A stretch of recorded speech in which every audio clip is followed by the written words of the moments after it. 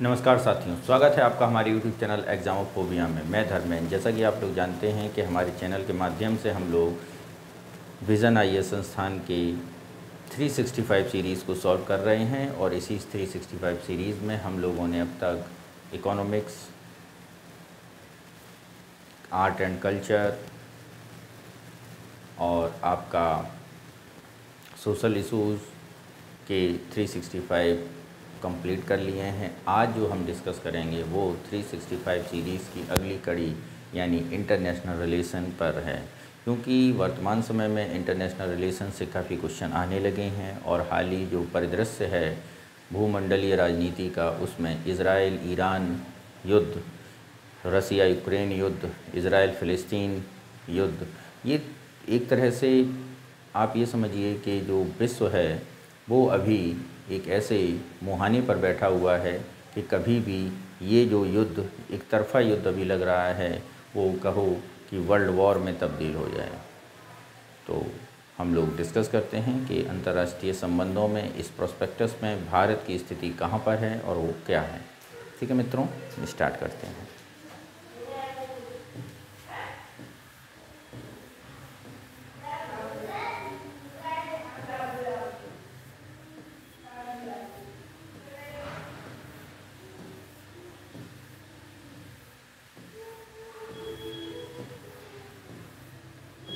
पहला टॉपिक है multilateral organisation यानी बहुपक्षीय संगठन कौन कौन से हैं, क्या क्या उनकी ब्रांचेस हैं।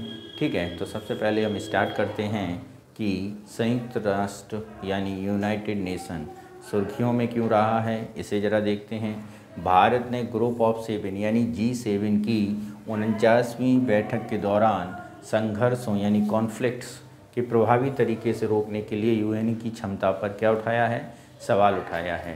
क्योंकि अभी जैसा कि आपने देखा कि पिछले 2 साल से इजराइल और यूक्रेन युद्ध चल रहा है, तो ऐसे परिदृश्य में यूनाइटेड नेशन अपने जो उसे दायित्व सौंपे गए हैं उसको कहीं ना कहीं क्रियान्वयन करने में विफल रहा है। उसी के मद्देनज़र ये बातें आ रही हैं।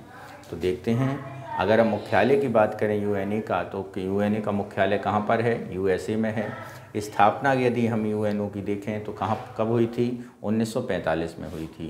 एक इंटरनेशनल ऑर्गेनाइजेशन है जिसका प्रमुख कार्य विश्व में शांति और सुरक्षा को बनाए रखना है।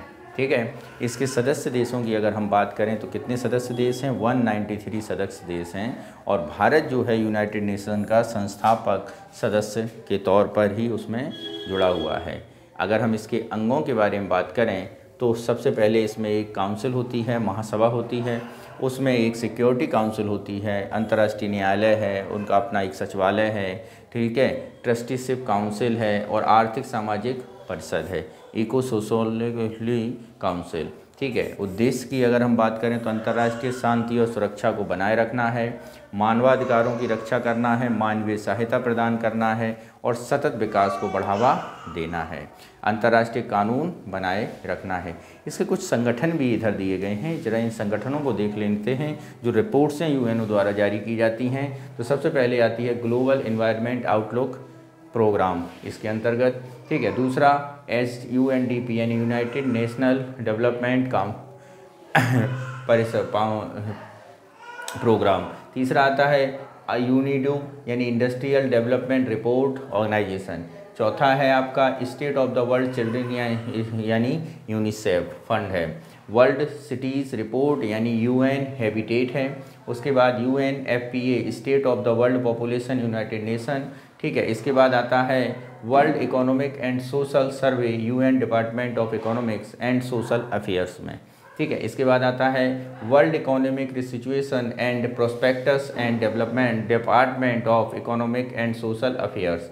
तीसरा आता है वर्ल्ड इन्वेस्टमेंट रिपोर्ट और चौथा है वर्ल्ड लेबर ऑर्गेनाइजेशन यानी वर्ल्ड ऑफ वर्क यानी ILO। ठीक है, तो इनके सबके हेडक्वार्टर आपको याद करने होंगे क्योंकि एग्ज़ामों में पूछे जाते हैं। आगे क्या है, कौन कौन सी संधियाँ की हैं, कौन कौन से एग्रीमेंट किए हैं। तो मानवाधिकार के संबंध में यदि हम बात करते हैं तो आर्थिक, सामाजिक और सांस्कृतिक अधिकारों का अंतर्राष्ट्रीय प्रंसवदा यानी इंटरनेशनल कॉन्वेंट किया गया है। जनसंहार के अपराधों की रोकथाम के लिए सजा का कन्वेंशन किया गया है ह्यूमन कमीशन के लिए। शरणार्थी की बात करें, रिफ्यूजी की बात करें तो शरणार्थियों की स्थिति के संबंध में भी कन्वेंशन किया गया है। कोई भी देश यदि कोई दूसरे देश में आपात स्थिति है और उस देश के नागरिक तुम्हारे देश में आ रहे हैं तो आप उन पर किसी भी हिंसक कार्रवाई नहीं कर सकते हैं, ये दायित्व तो दिया गया है इसके अंतर्गत। तीसरा, दंडिक मामले देखें तो अंतर्राष्ट्रीय आपराधिक न्यायालय के में रोम संविधि यानी रोम स्टैट्यूट किया गया है। अंतर्राष्ट्रीय आपराधिक न्यायालय के विशेषाधिकारों को उन्मुक्तियों पर समझौता किया गया है। संयुक्त राष्ट्र के संबंध कार्मिकों की सुरक्षा पर कन्वेंशन आदि किया गया है। आतंकवाद के बारे में यदि हम बात करते हैं तो अंतर्राष्ट्रीय संगठित अपराध के खिलाफ संयुक्त राष्ट्र कन्वेंशन हुआ है। व्यक्तियों को विशेष रूप से महिलाओं और बच्चों की तस्करी को रोकने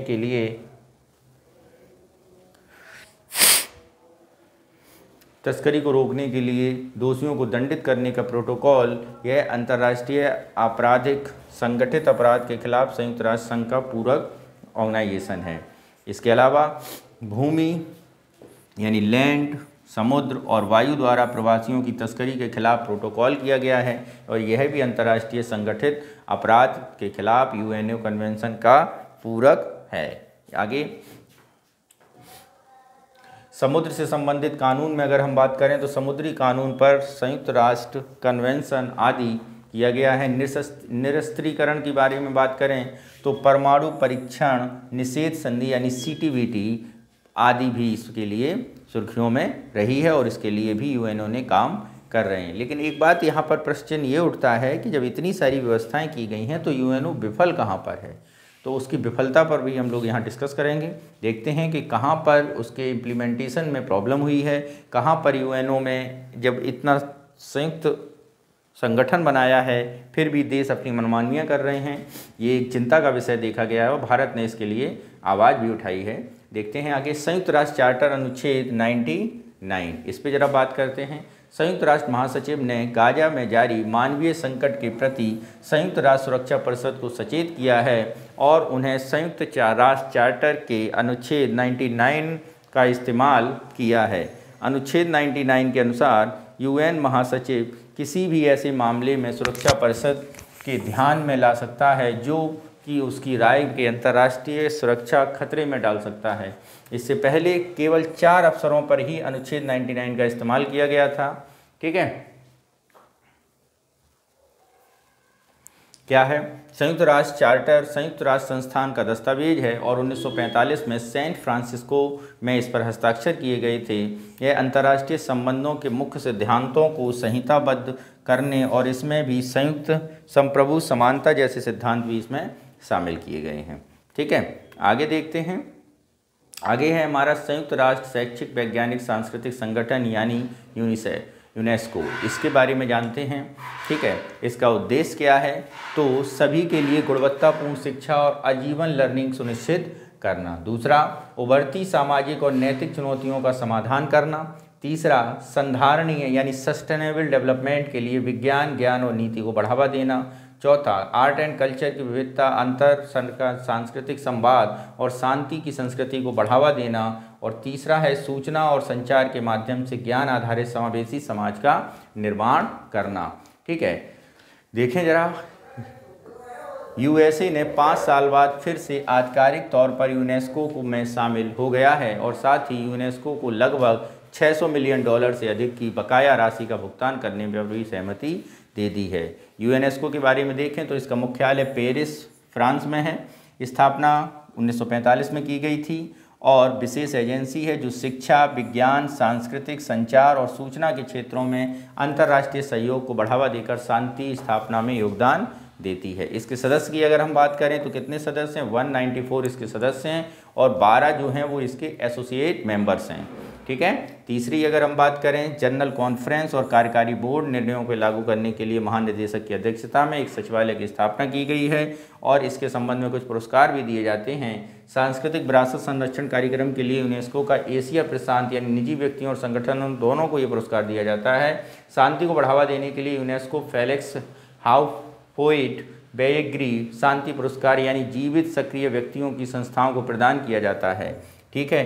अन्य प्रमुख तथ्य अगर हम बात करें तो संयुक्त राष्ट्र सतत विकास समूह यानी UNSDG का भी सदस्य है। यूनेस्को के 3 सदस्य देश संयुक्त राष्ट्र सदस्य देश नहीं बल्कि कुक आइसलैंड, न्यू फिलिस्तीन संयुक्त राष्ट्र के 2 सदस्य देश यूनेस्को के सदस्य नहीं हैं। और वो कौन कौन से देश हैं? इज़राइल और लिंकेस्टीन इसके सदस्य नहीं हैं। ठीक है। यूनेस्को की उपलब्धियां अगर हम देखें, यूनेस्को ने 138 देशों में 1199 विश्व धरोहर यानी वर्ल्ड हेरिटेज का संरक्षण का कार्य किया है और इसके साथ ही नामित स्थलों के कुल क्षेत्रफल में 10 मिलियन वर्ग किलोमीटर है। अमूर्त विरासत कन्वेंशन के बारे में यदि हम बात करें तो इसके पक्षकारों के देशों की संख्या कितनी है? 177।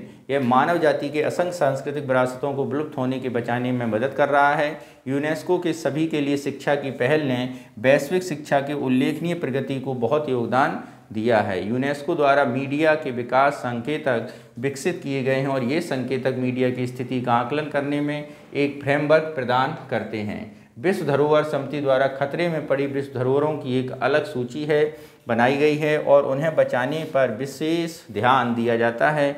ध्यातव्य 2023 में तक इनके आंकड़ों के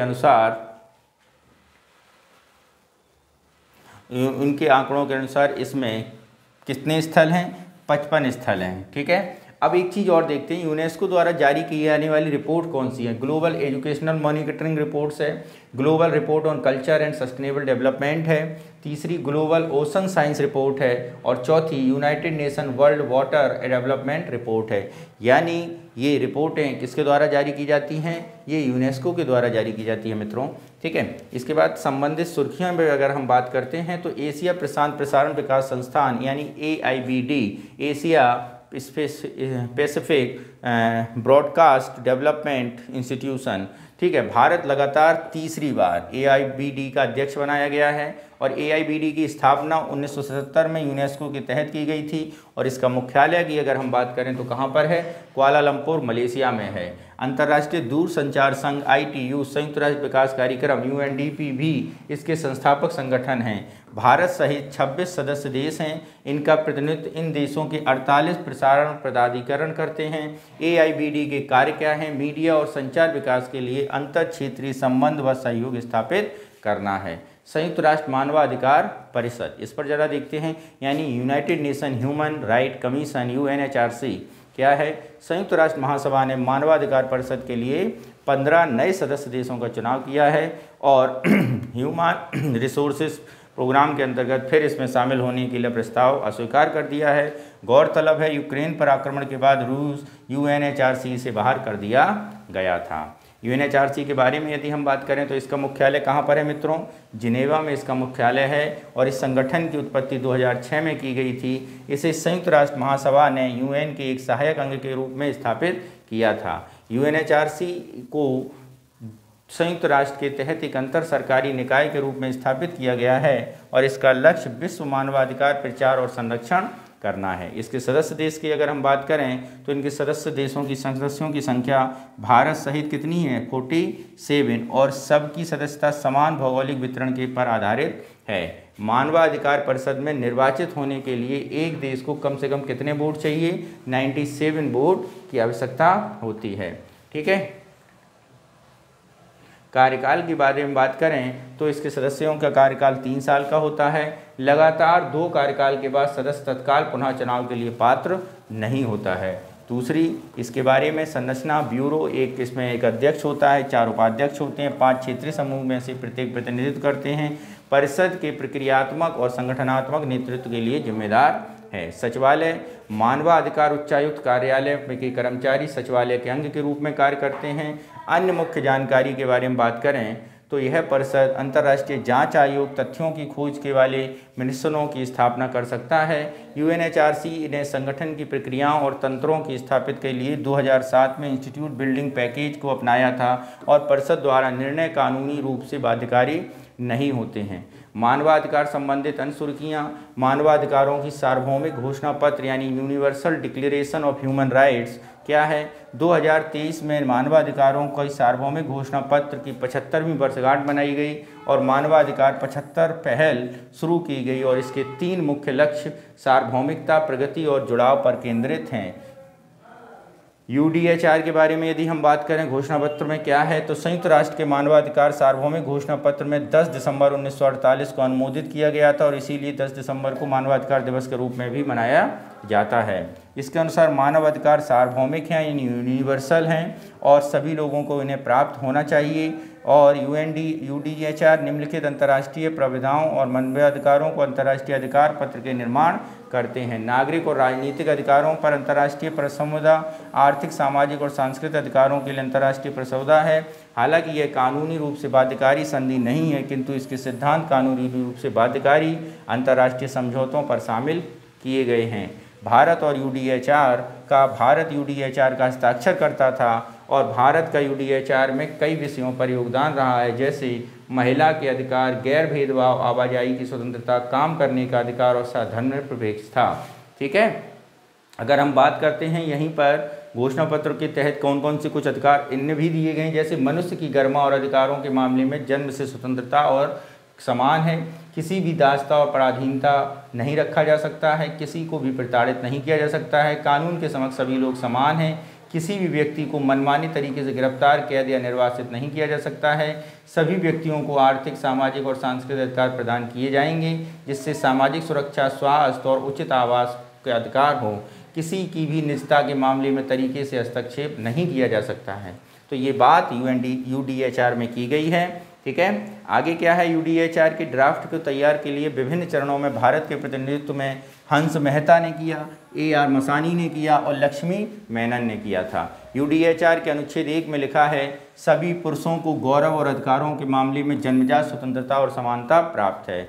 भारत के प्रयास से इसे बदलकर सभी मनुष्यों को अधिकार, गौरव और अधिकार को जन्मजात स्वतंत्रता समानता प्राप्त है कर दिया गया है। इस बदलाव का श्रेय भारतीय संविधान सभा के सदस्य हंस मेहता को जाता है। ठीक है, आगे वियना घोषणा पत्र और कार्य योजना क्या है। वियना डिक्लेरेशन, जून 2023 में वियना डिक्लेरेशन की 30वीं वर्षगांठ मनाई गई। यह मानवाधिकारों के संबंधित एक घोषणा पत्र है। विश्व मानवाधिकार सम्मेलन 1993 में ऑस्ट्रिया के वियना में आयोजित किया गया था। इसने मानवाधिकार संबंधित गतिविधियों को मजबूत करने के साथ साथ मानवाधिकारों के लिए उच्चायुक्त कार्यालय की स्थापना के हेतु बाद मार्ग प्रशस्त किया था। ठीक है मित्रों, आगे है अपना अगला टॉपिक जिसका नाम है संयुक्त राष्ट्र से संबंधित अन्य महत्वपूर्ण घटनाक्रम, other important developments related to the UN pair. ठीक है, तो सबसे पहले बात करते हैं यूनाइटेड नेशन पीस कीपिंग की, यानी संयुक्त राष्ट्र शांति स्थापना। संयुक्त राष्ट्र शांति स्थापना की शुरुआत की 75वीं वर्षगांठ मनाई गई है अभी हाल ही में, और 22 में शहीद हुए शांति सैनिकों को मरणोपरांत क्या दिया गया, डैग हैमर स्कॉल्ड मेडल से सम्मानित किया गया है। और इस समारोह में स्थापना के बारे में बात करें तो उत्पत्ति से औपचारिक रूप से 1992 में स्थापना अभियान विभाग के रूप में स्थापित किया गया था। DFO की शुरुआत 1948 से मानी जाती है, जब संयुक्त राष्ट्र पहली बार 2 पीस ऑपरेशंस शुरू किए थे। ये operation united nation truce supervision organization और भारत पाकिस्तान में united nation military observer group के तौर पर है। 1980 के दशक के अंत तक शांति स्थापना अभियानों के संचालन संयुक्त राष्ट्र विशेष राजनीतिक मामलों कार्यालय के जरिए होता था। DPO के बारे में यदि हम बात करें तो अंतर्राष्ट्रीय शांति सुरक्षा को बनाए रखने के प्रयासों में सदस्य देशों तथा महासचिव की सहायता करता है। कार्य यह दुनिया भर में संयुक्त राष्ट्र के शांति स्थापना अभियानों और राजनीतिक कार्यकारी दिशा निर्देश प्रदान करता है। इसके साथ ही सुरक्षा परिषद, शांति रक्षक सेना और वित्तीय योगदानकर्ताओं के साथ संपर्क बनाए रखता है। अन्य प्रमुख बात करते हैं तो 3 प्रमुख कार्यालय हैं, कानून और शासन की सुरक्षा संस्थानों का कार्यालय, सैन्य मामलों का कार्यालय और नीति मूल्यांकन प्रशिक्षण विभाग। ठीक है, अब यदि हम बात करें कि भारत का क्या क्या योगदान रहा है इसमें, तो देखें वर्तमान में भारत विश्व का 5वां सबसे बड़ा सैनिक योगदानकर्ता देश है। भारत ने 13 सक्रिय संयुक्त राष्ट्र स्थापना के मिशनों में 8 में से 5323 कर्मियों को जरिए योगदान दिया है। भारत में लैंगिक शोषण और दुर्व्यवहार पर ट्रस्ट फंड योगदान देने वाला पहला देश था, जिसने 2016 में स्थापित किया गया था। 2007 में संयुक्त राष्ट्र शांति स्थापना मिशन में एक पूर्ण महिला टुकड़ी तैनात करने वाला भारत पहला देश बना था। अफगानिस्तान में तैनात जम्मू कश्मीर पुलिस भारतीय पुलिस अधिकारी शक्ति देवी को अंतर्राष्ट्रीय महिला पुलिस शांति रक्षक पुरस्कार से सम्मानित किया गया है। ठीक है। एशिया और प्रशांत के लिए संयुक्त राष्ट्र आर्थिक सामाजिक आयोग UNESCAP ने सतत वित्त एशिया और प्रशांत क्षेत्र के अंतराल को कम करना शीर्षक से रिपोर्ट जारी की है और UNESCAP के बारे में उत्पत्ति आयोग की स्थापना आर्थिक एवं सामाजिक परिषद 1947 में एशिया के सुदूरवर्ती को संयुक्त राष्ट्र आर्थिक आयोग की रूप में थी और इसको 1974 में स्थापित किया गया था। इसका मुख्यालय की अगर हम बात करें तो बैंकॉक में है। 5 क्षेत्रीय आयोगों में से एक है UNESCAP। इस क्षेत्र में समावेशी और सतत विकास का समर्थन करता है और यह कार्रवाई केंद्रित ज्ञान निर्मित करता है और राष्ट्रीय विकास लक्ष्यों, क्षेत्रीय समझौतों को प्रदान तकनीकी सहायता तथा क्षमता निर्माण सेवाएं प्रदान करता है। भारत सहित कितने सदस्य देश हैं? 53 सदस्य देश हैं और 9 एसोसिएट सदस्य हैं।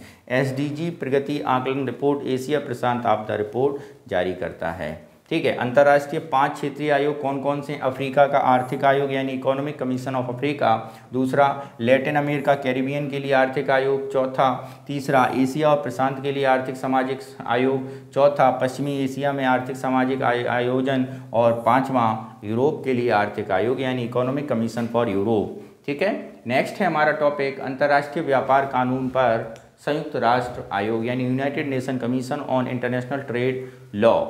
ठीक है। तो इसमें भारत ने प्रथम UNCITRAL दक्षिण एशिया सम्मेलन का आयोजन किया गया। भारत ने UNESCA की स्थापना 1966 में की गई थी। संयुक्त राष्ट्र महासभा के सहायक संस्था के रूप में अंतर्राष्ट्रीय व्यापार से जुड़े कानूनों पर और अधिक सामंजस्य स्थापित करने के लिए एकीकरण किया गया था। इस महासभा के कितने सदस्य हैं? 70 सदस्य देश हैं। इसमें 6 साल की अवधि के लिए चुने जाते हैं। भारत की सदस्यता अवधि 2028 तक है। UNCITRAL विश्व व्यापार संगठन का हिस्सा नहीं है। WTO व्यापार से जुड़े नीतिगत मुद्दों का निपटारा करता है। UNCITRAL अंतर्राष्ट्रीय लेन देन में निजी भागीदारों पर कानून संबंधी मामलों को देखता है। 2 देशों के मध्य उत्पन्न विवादों को नहीं देखता। ये संयुक्त राष्ट्र पूंजी विकास कोष यानी United nation capital development fund क्या है? नीति आयोग ने अटल नवाचार मिशन यानी AIM, संयुक्त राष्ट्र पूंजी विकास कोष UNCDF ने भारत में कृषि प्रौद्योगिकी एग्रीटेक नवाचार के लिए एक श्वेत पत्र जारी किया है। UNCDF के बारे में यह दुनिया का अल्प विकसित देशों के लिए संयुक्त राष्ट्र प्रमुख के उत्प्रेरक वित्त पोषण संस्था है। यह एक स्वायत्त और स्वैच्छिक रूप से वित्त पोषित संयुक्त राष्ट्र संगठन है और यह राष्ट्र विकास कार्यक्रम से संबद्ध संस्था है और इसका गठन 1966 में संयुक्त राष्ट्र महासभा ने किया था। ठीक है। ग्लोबल क्राइसिस रिस्पॉन्स ग्रुप, इसमें चलते हैं। भारत संयुक्त राष्ट्र की में CGCRG में शामिल हो गया है और GCRG की स्थापना 2022 में संयुक्त राष्ट्र महासचिव ने की थी और यह ग्रुप का गठन खाद्य सुरक्षा, ऊर्जा और वित्त परस्पर जुड़े संकटों से संबंधित तात्कालिक महत्वपूर्ण वैश्विक मुद्दों का समाधान करने और वैश्विक कार्रवाई के समन्वय के लिए किया गया है। देखरेख में चैंपियंस ग्रुप करता है जिसमें Bangladesh, Barbados, Denmark, Germany, Indonesia और सेनेगल प्रमुख रूप से शामिल हैं। संयुक्त राष्ट्र सांख्यिकी आयोग यानी United nation statistics commission, Bharat को 4 साल की अवधि के लिए संयुक्त राष्ट्र सांख्यिकी आयोग का सदस्य चुना गया। भारत का कार्यकाल 1 जनवरी 2024 से शुरू हो गया है। ठीक है। सांख्यिकी आयोग का संयुक्त राष्ट्र सांख्यिकी आयोग का मुख्यालय अगर हम बात करें तो न्यूयॉर्क में है और इसकी स्थापना के बारे में बात करें तो 1947 में स्थापित किया गया था। वैश्विक सांख्यिकी प्रणाली की सर्वोच्च निकाय के तौर पर इसे जाना जाता है और इसका काम पर्यवेक्षण करता है और संयुक्त राष्ट्र की आर्थिक सामाजिक परिषद का कार्यात्मक आयोग भी है। इसकी सदस्यता की अगर हम बात करें तो 24 देशों इसके सदस्य मिलकर बना है। एक समान भौगोलिक वितरण के आधार पर UNESC द्वारा चुने गए हैं और इनका कार्यकाल 4 वर्ष का होता है। ठीक है। अगला टॉपिक है हमारा व्यापार और विकास पर संयुक्त राष्ट्र सम्मेलन यानी United nation conference for on trade and development. ठीक है। यानी UNCTAD द्वारा जारी रिपोर्ट्स पहले हम देख लेते हैं। यहाँ पर तो सबसे पहले रिपोर्ट होती है व्यापार एवं विकास रिपोर्ट, ट्रेड एंड डेवलपमेंट रिपोर्ट, दूसरी है वर्ल्ड इन्वेस्टमेंट रिपोर्ट यानी विश्व निवेश रिपोर्ट, तीसरी है the least development countries report, चौथी है economic development in Africa report, पांचवी है डिजिटल इकोनॉमी रिपोर्ट और छठवीं है टेक्नोलॉजी एंड इनोवेशन रिपोर्ट। ये रिपोर्टें हैं जो UNCTAD द्वारा जारी की जाती हैं। ये रिपोर्टें मित्रों हम लोगों को याद रखनी है क्योंकि ये रिपोर्ट पूछी जाती है और ख़ासकर स्टेट PCS में कि कौन सी रिपोर्ट कौन जारी करता है। अब जरा इस पे चलते हैं। अंकटाड द्वारा विश्व का व्यापार विकास रिपोर्ट 2023 जारी की गई और इसके बारे में पहले देख लेते हैं। यह संयुक्त राष्ट्र का एक स्थायी अंतर सरकारी निकाय है और इसकी स्थापना संयुक्त राष्ट्र महासभा द्वारा 1964 में की गई थी, जिसका मुख्यालय जिनेवा में है। विकासशील देशों को वैश्विक अर्थव्यवस्था में अधिक न्यायसंगत रूप से भाग लेने के लिए मदद करता है। व्यापार, निवेश, वित्त और प्रौद्योगिकी हस्तांतरण में सहायता से विकासशील देशों में समावेशी एवं संधारणीय विकास को बढ़ावा देता है। भारत सहित 195 देश इसके सदस्य हैं। खाद्य और कृषि संगठन के बारे में यदि हम बात करें तो FAO फूड आउटलुक रिपोर्ट जारी की है और इसमें दुनिया के प्रमुख मूलभूत खाद्य पदार्थों, उत्पादन, व्यापार, उपयोग और भंडार स्तरों की भी चर्चा की गई है। और यह एक ऐसी रिपोर्ट है, ये वर्ष में 2 बार आती है, यानी ये छमाही पर आधारित रिपोर्ट है। फूड ऑर्गेनाइजेशन देखते हैं, FAO, इसकी उत्पत्ति 1945 में की गई थी। संयुक्त राष्ट्र की विशेष एजेंसी है। भुखमरी को समाप्त करने के लिए अंतर्राष्ट्रीय प्रयास है। मुख्यालय रोम, इटली में है। सदस्य देश 194 हैं। लक्ष्य भुखमरी, खाद्य सुरक्षा, कुपोषण को उन्मूलन करना, निर्धनता का उन्मूलन करना, सभी के लिए आर्थिक और सामाजिक विकास को बढ़ावा देना, भूमि, जल, वायु, जलवायु, आनुवांशिक संसाधनों को सहित प्राकृतिक संसाधनों को सतत कार्यक्रम का उपयोग सुनिश्चित करना। ठीक है। विश्व खाद्य दिवस के बारे में बात करें तो 16 अक्टूबर FAO की स्थापना की गई थी और FAO विश्व खाद्य कार्यक्रम WFP और अंतर्राष्ट्रीय कृषि विकास कोष के साथ मिलकर काम करता है। ठीक है, देखते हैं जरा विश्व में खाद्य सुरक्षा और पोषण की स्थिति यानी food state of security in nutrition in the world. खाद्य एवं कृषि की स्थिति, the state food of and agriculture, विश्व के वनों की स्थिति, the state of the world forest, hunger index, अंतर्राष्ट्रीय माप खाद्य मानकों के लागू करने के लिए कोडेक्स एलिमेंट्रियल कमीशन या CAC। तो ये बात ध्यान रखना, विश्व खाद्य दिवस कब मनाया जाता है? 16 अक्टूबर। क्यों मनाया जाता है? कि तभी FAO की स्थापना की गई थी। नेक्स्ट है हमारा अगला संगठन, अगला ऑर्गेनाइजेशन अंतर्राष्ट्रीय कॉफ़ी संगठन, international coffee organization ICO। Bharat विश्व में 5वें विश्व कॉफ़ी सम्मेलन का उद्घाटन किया गया। ऐसा पहली बार हुआ है जब एक एशियाई कॉफ़ी उत्पादक देश में विश्व कॉफ़ी सम्मेलन का आयोजन किया जा रहा है। देखते हैं विश्व कॉफ़ी संगठन के बारे में देखते हैं। तत्वाधान में 1963 स्थापित किया गया था और इसकी स्थापना 1962 में प्रथम अंतर्राष्ट्रीय कॉफ़ी समझौते की मंजूरी के बाद की गई थी। ICO विश्व कॉफ़ी उत्पादन में 93%, वैश्विक उपभोग में 63% हिस्सेदारी रखने वाले देशों का प्रतिनिधित्व करता है। ICO के उद्देश्य क्या है? वैश्विक कॉफ़ी क्षेत्र को मजबूत करना, कॉफ़ी मूल्यांकन श्रृंखला करना, अभिकर्ताओं लाभ के लिए बाजार आधारित परिवेश में सतत विस्तार को बढ़ावा देना है। सदस्यता 2022 तक आंकड़ों के अनुसार 49 देश इसके सदस्य हैं, 42 निर्यातक, 5 आयातक, भारत एक निर्यातक सदस्य के तौर पर शामिल है। अन्य जानकारी अगर हम बात करें तो काफ़ी क्षेत्र में एक मंत्र संकर्तर सरकारी संगठन है और आयात निर्धारण करने वाली सरकारों को एक साथ काम में लाता है। ठीक है। नेक्स्ट है हमारा L69 समूह यानी L69 ग्रुपिंग। भारत द्वारा आयोजित एक बैठक में L69 समूह UNSC में सुधार की मांग की गई। L69 सुधार समर्थक समूह हैं। इसमें Africa, Latin America, Caribbean, Asia, प्रशांत क्षेत्र के विकासशील देश शामिल हैं। इस समूह में देश में UNSC के में व्यापक सुधार करने, बहुपक्षवाद मजबूत करने की साझा हित एकजुट हुए हैं। भारत इसका नेतृत्व करता देश के तौर पर उभर कर आया है। तो ये UNO का पूरा एक समावेशन, एक चित्रण था। उसके सारे संगठनों के बारे में बात की गई थी। ठीक है। FAO हो, चाहे UNDP हो, चाहे यूनेस्को हो, चाहे FAO हो, सबके लिए इसमें बात की गई। सबके अंतर्राष्ट्रीय स्थापना दिवस के बारे में बात की गई। भारत की कहाँ पर स्थिति है इसके बारे में बताया गया। भारत में कौन कौन से आयोजन किए गए, कौन कौन सी रिपोर्टें ये संगठन जारी करता है। अब जो हमारा अगला टॉपिक है वो है हमारा ग्रुप 20 यानी G20 के बारे में। ज़रा देखते हैं G20 को। G20 क्या कह रहा है? भारत में पहली बार G20 के शिखर सम्मेलन की अध्यक्षता की गई और इस सम्मेलन का आयोजन दिल्ली में वसुधैव कुटुंबकम अथवा पृथ्वी एक परिवार एक भविष्य की थीम पर किया गया। इस सम्मेलन का आउटकम और परिणाम क्या थे? शिखर सम्मेलन में देशों ने सर्वसम्मति से G20 नई दिल्ली लीडर्स घोषणा पत्र को अपनाया। इसमें शामिल विषय सतत विकास लक्ष्यों पर प्रगति में तेजी लाना, महिला सशक्तिकरण, बहुपक्षीय संस्थान में सुधार और अंतर्राष्ट्रीय कराधान और वैश्विक शांति।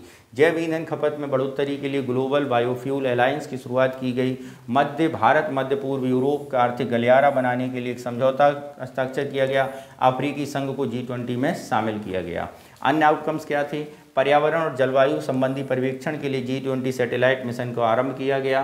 क्रिप्टो परिसंपत्तियों के लिए वैश्विक विनियामकीय फ्रेमवर्क बनाने की सहमति बनी। कृत्रिम बुद्धिमत्ता AI इंटेलिजेंस उत्तरदायी तरीके से उपयोग करने पर बल दिया गया। Global digital public infrastructure depository पर G20 फ्रेमवर्क बनाने में सहमति बनी। G20 सम्मेलन 2023 में वित्तीय समावेशन कार्य योजना पर सहमति व्यक्त की गई और इसका उद्देश्य व्यक्तियों के लिए वित्तीय समावेशन का विस्तार करना है।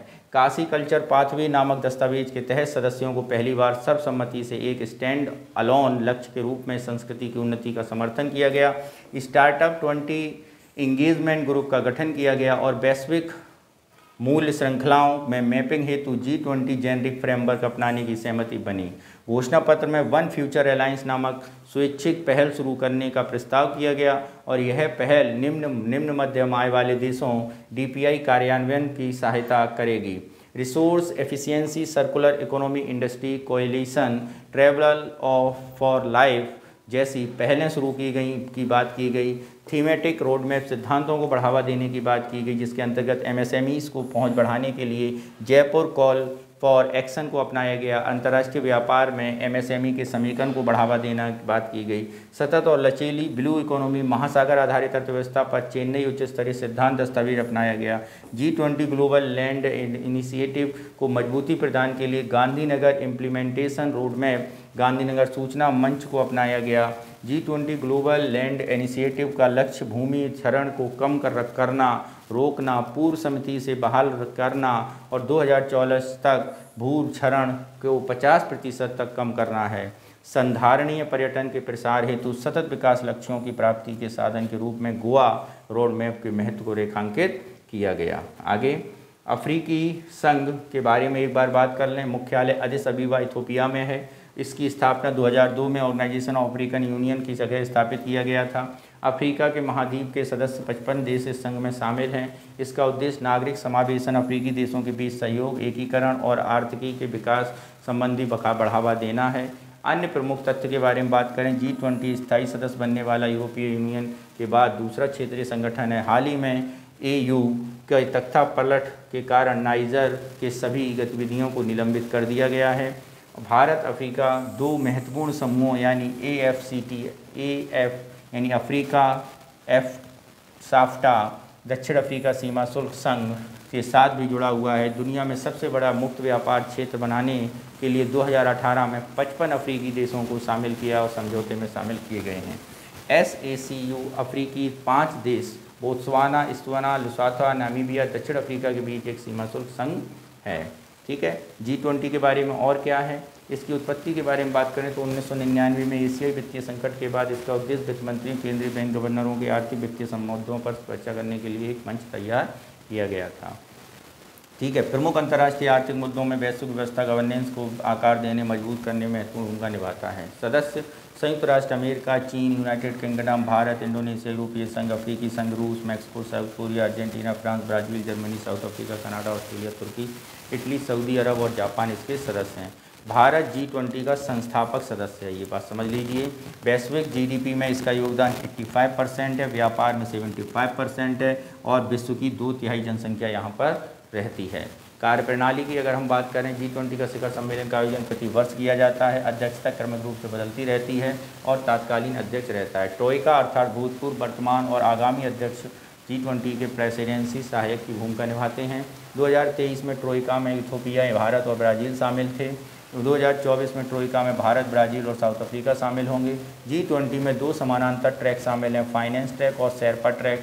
इसका कोई स्थायी सचिवालय या स्टाफ नहीं है, पहली बात। दूसरी बात, इसने कई वित्तीय संकटों को संबंधित मुद्दों का समाधान किया है, जैसे वैश्विक संकट 2008-9 में, यूरो जोन संकट 10 में, कोविड-19 से निपटने के लिए $10 ट्रिलियन अमेरिकी डॉलर का पैकेज, 2018 में यूएस से चीन व्यापार समझौता, निम्न आय वाले देशों को लाभ कर संबंधी सुधारों को बढ़ाने की उत्पत्ति। ठीक है, ग्लोबल बायोफ्यूल अलायंस किया गया G20 में, जिसमें क्या है, भारत ने सिंगापुर, बांग्लादेश, इटली, संयुक्त राज्य अमेरिका, ब्राज़ील, इटली, मॉरिशस, संयुक्त अरब अमीरात नेताओं के साथ मिलकर ग्लोबल बायोफ्यूल अलायंस की शुरुआत की है, जिसका उद्देश्य जैव ईंधन का उपयोग को बढ़ावा देना है। जैव ईंधन क्षेत्र की प्रगति को, व्यापार को अपनाने के लिए वैश्विक सहयोग को सहायता प्रदान करना है। GBA जैव ईंधन पर ज्ञान की केंद्रीय भंडार और विशेषज्ञ केंद्र में कार्य के रूप में कार्य करेगा। भारत के लिए GBA का लाभ जैव ईंधन संबंधित भारत की पहलें हैं, जैसे PM जीवन योजना सतत और गोवर्धन योजना को बढ़ावा देगा। यह किसानों की आय बढ़ाने और नौकरियों को पैदा करने में सहायक होगा। इससे तेल की निर्भरता कम करने में मदद मिलेगी। भारत अपने कच्चे तेल की आवश्यकता का लगभग 80% आयात करता है, राष्ट्रीय लक्ष्यों को प्राप्त करने में सहायक होगा। ठीक है, जैव ईंधन राष्ट्रीय नीति के तहत 25-26 तक 20% एथेनॉल का मिश्रण लक्ष्य रखा गया है। इससे भारतीय उद्योगों के लिए अतिरिक्त अवसर मिलेंगे। वैश्विक जैव ईंधन की मांग को पूरा करने और प्रौद्योगिकी उपकरणों को निर्यात करना है। GBA के वर्तमान सदस्यों को शामिल किया गया है। G20 देश में 7 देश शामिल हैं, अर्जेंटीना, ब्राज़ील, कनाडा, इटली, दक्षिण अफ्रीका। G20 में 4 आमंत्रित देश हैं, बांग्लादेश, सिंगापुर, मॉरिशस और UAE। 8 देश ऐसे हैं जो G20 के सदस्य नहीं हैं, जैसे Iceland, Kenya, Guyana, Paraguay, Seychelles, Sri Lanka, Uganda, Finland. 12 अंतर्राष्ट्रीय संगठन, विश्व बैंक, एशिया विकास बैंक, एशिया विश्व आर्थिक मंच, अंतर्राष्ट्रीय ऊर्जा एजेंसी आदि इसके सदस्य हैं। भारत के मध्य पूर्व यूरोप आर्थिक गलियारा, India middle east Europe economic corridor. G20 के सम्मेलन में भारत, मध्य पूर्व यूरोप से आर्थिक गलियारा की बात की गई और भारत, संयुक्त राज्य अमेरिका, सऊदी अरब, यूरोपीय संघ, संयुक्त अरब अमीरात, फ्रांस, जर्मनी, इटली ने इस पर हस्ताक्षर किए हैं। अगर हम इसके बारे में बात करें तो ये देखिए, मुंबई से UAE से फिर ये जाएगा एआल गुवाहाटी UAE, और ये सऊदी अरब से होता हुआ सीधा यूरोप निकल जाएगा। ठीक है, ये बात की गई थी। ये मार्ग है रेल मार्ग, जहाज मार्ग, परागमन नेटवर्क, सड़क और समुद्र में परिवहन मार्ग शामिल है। इसमें 2 गलियारे शामिल हैं। पूर्वी गलियारा भारत को अरब खाड़ी से जोड़ेगा, उत्तरी गलियारा अरब की खाड़ी को यूरोप से जोड़ेगा। उद्देश्य एक विश्वसनीय, प्रभावी, सीमा पार जहाज रेल पारगमन नेटवर्क का निर्माण करना। संयुक्त राष्ट्र भारत, संयुक्त अरब अमीरात, सऊदी अरब, जॉर्डन, इजराइल, यूरोप के बीच वस्तुओं और सेवाओं के पारगमन में सक्षम बनाएगा। और वैश्विक अवसंरचना निवेश की समझदारी साझेदारी PG2 का हिस्सा होगा। PG2 घोषणा 2021 में यूनाइटेड किंगडम में आयोजित G7 शिखर सम्मेलन में की गई। इसे चीन की belt and road initiative BRI की प्रतिक्रिया में देखा जाता है। और PGI परियोजना ट्रांस अफ्रीका कॉरिडोर भारत में IMEC का महत्व है। इससे भारत और यूरोप के बीच व्यापार लगभग 40% की वृद्धि होगी और लॉजिस्टिक लागत में कमी आएगी, और इसके साथ भारत अन्य देशों के साथ सेवाएं व्यापार को बढ़ावा भी मिलेगा। एक्ट वेस्ट नीति मजबूती मिलेगी। ठीक है, संबंधित अवधारणा के बारे में यदि हम बात करें तो ग्लोबल साउथ शब्द सामान्यतः विकासशील, अविकसित और अविकसित देशों में व्यक्त करता है। ठीक है, यह देश मुख्य रूप से दक्षिणी गोलार्ध में अवस्थित हैं। इनमें अफ्रीका, एशिया और लैटिन अमेरिका के देश शामिल हैं। ठीक है, ग्लोबल इस संयुक्त राष्ट्र अमेरिका, कनाडा, रूस, ऑस्ट्रेलिया, न्यूजीलैंड जैसे आर्थिक रूप से विकसित देश ग्लोबल नॉर्थ में का प्रतिनिधित्व करते हैं। ग्लोबल साउथ की अवधारणा का प्रमुख उल्लेख ब्रेंट रिपोर्ट 1980 में किया गया था। इस रिपोर्ट में उत्तर और दक्षिण देशों के बीच प्रौद्योगिकी संबंधित सकल घरेलू उत्पाद जीवन स्तर के आधार पर विभाजन का प्रस्ताव किया गया था। G20 की प्रमुख पहलें क्या हैं? Other initiative, G20 empowerment, G20 alliance for empowerment and progression of women's economic report के वस्तुतः सरकार और निजी क्षेत्र के बीच एक गठबंधन है जिसका उद्देश्य निजी क्षेत्र में महिलाओं के नेतृत्व और सशक्तिकरण में तेजी लाना है। मिलेट्स और प्राचीन अनाजों की अंतर्राष्ट्रीय अनुसंधान में बात की गई है। महर्षि क्या है? G20 के कृषक क्षेत्र में प्रमुख वैज्ञानिकों की बैठक के दौरान अलग अलग प्रतिभागियों ने स्वस्थ लोग और ग्रह के लिए सतत कृषि खाद्य प्रणाली हेतु सर्वसम्मति से महर्षि पहल का शुभारंभ किया। सचिवालय भारतीय कदम अनुसंधान संस्थान IIMR हैदराबाद में स्थापित किया जाएगा और इसमें ICRISAT CGIAR केंद्र और अंतर्राष्ट्रीय संगठन तकनीकी सहयोग प्रदान करेंगे। यह पहल अंतर्राष्ट्रीय मिलेट्स वर्ष 2023 में जैव कृषि विविधता, खाद्य सुरक्षा, अनुसंधान जागरूकता पर ध्यान केंद्रित करेगा। बिजनेस 20 B20 यह शिखर सम्मेलन RAISE रिस्पॉन्सिबल उत्तर एक्सीलरेटेड इनोवेटिव सस्टेनेबल और इक्विटेबल बिजनेस न्यायसंगत व्यवसाय B20 की स्थापना 2010 में वैश्विक व्यापार समुदाय द्वारा G20 के सम्मान मंच पर की गई थी। दुनिया भर में नीति निर्माताओं और व्यापारिक दिग्गजों के विशेषज्ञों B20 एडिया कन्वेंशन विचार विमर्श की चर्चा के लिए आमंत्रित किया गया था। डिजिटल स्वास्थ्य पर वैश्विक पहल global initiative on digital health WHO ने भारत की अध्यक्षता में G20 डिजिटल स्वास्थ्य पहल की घोषणा की और डिजिटल स्वास्थ्य पहल में भारत G20 की हिस्सेदारी में तीसरी स्वास्थ्य प्राथमिकता घटक है। GIDS डिजिटल गुड्स और ज्ञान की साझा करने का एक मंच है। यह मंच देश की क्षमता को बढ़ावा देने और अंतर्राष्ट्रीय सहयोग को मजबूत करने में मदद करेगा।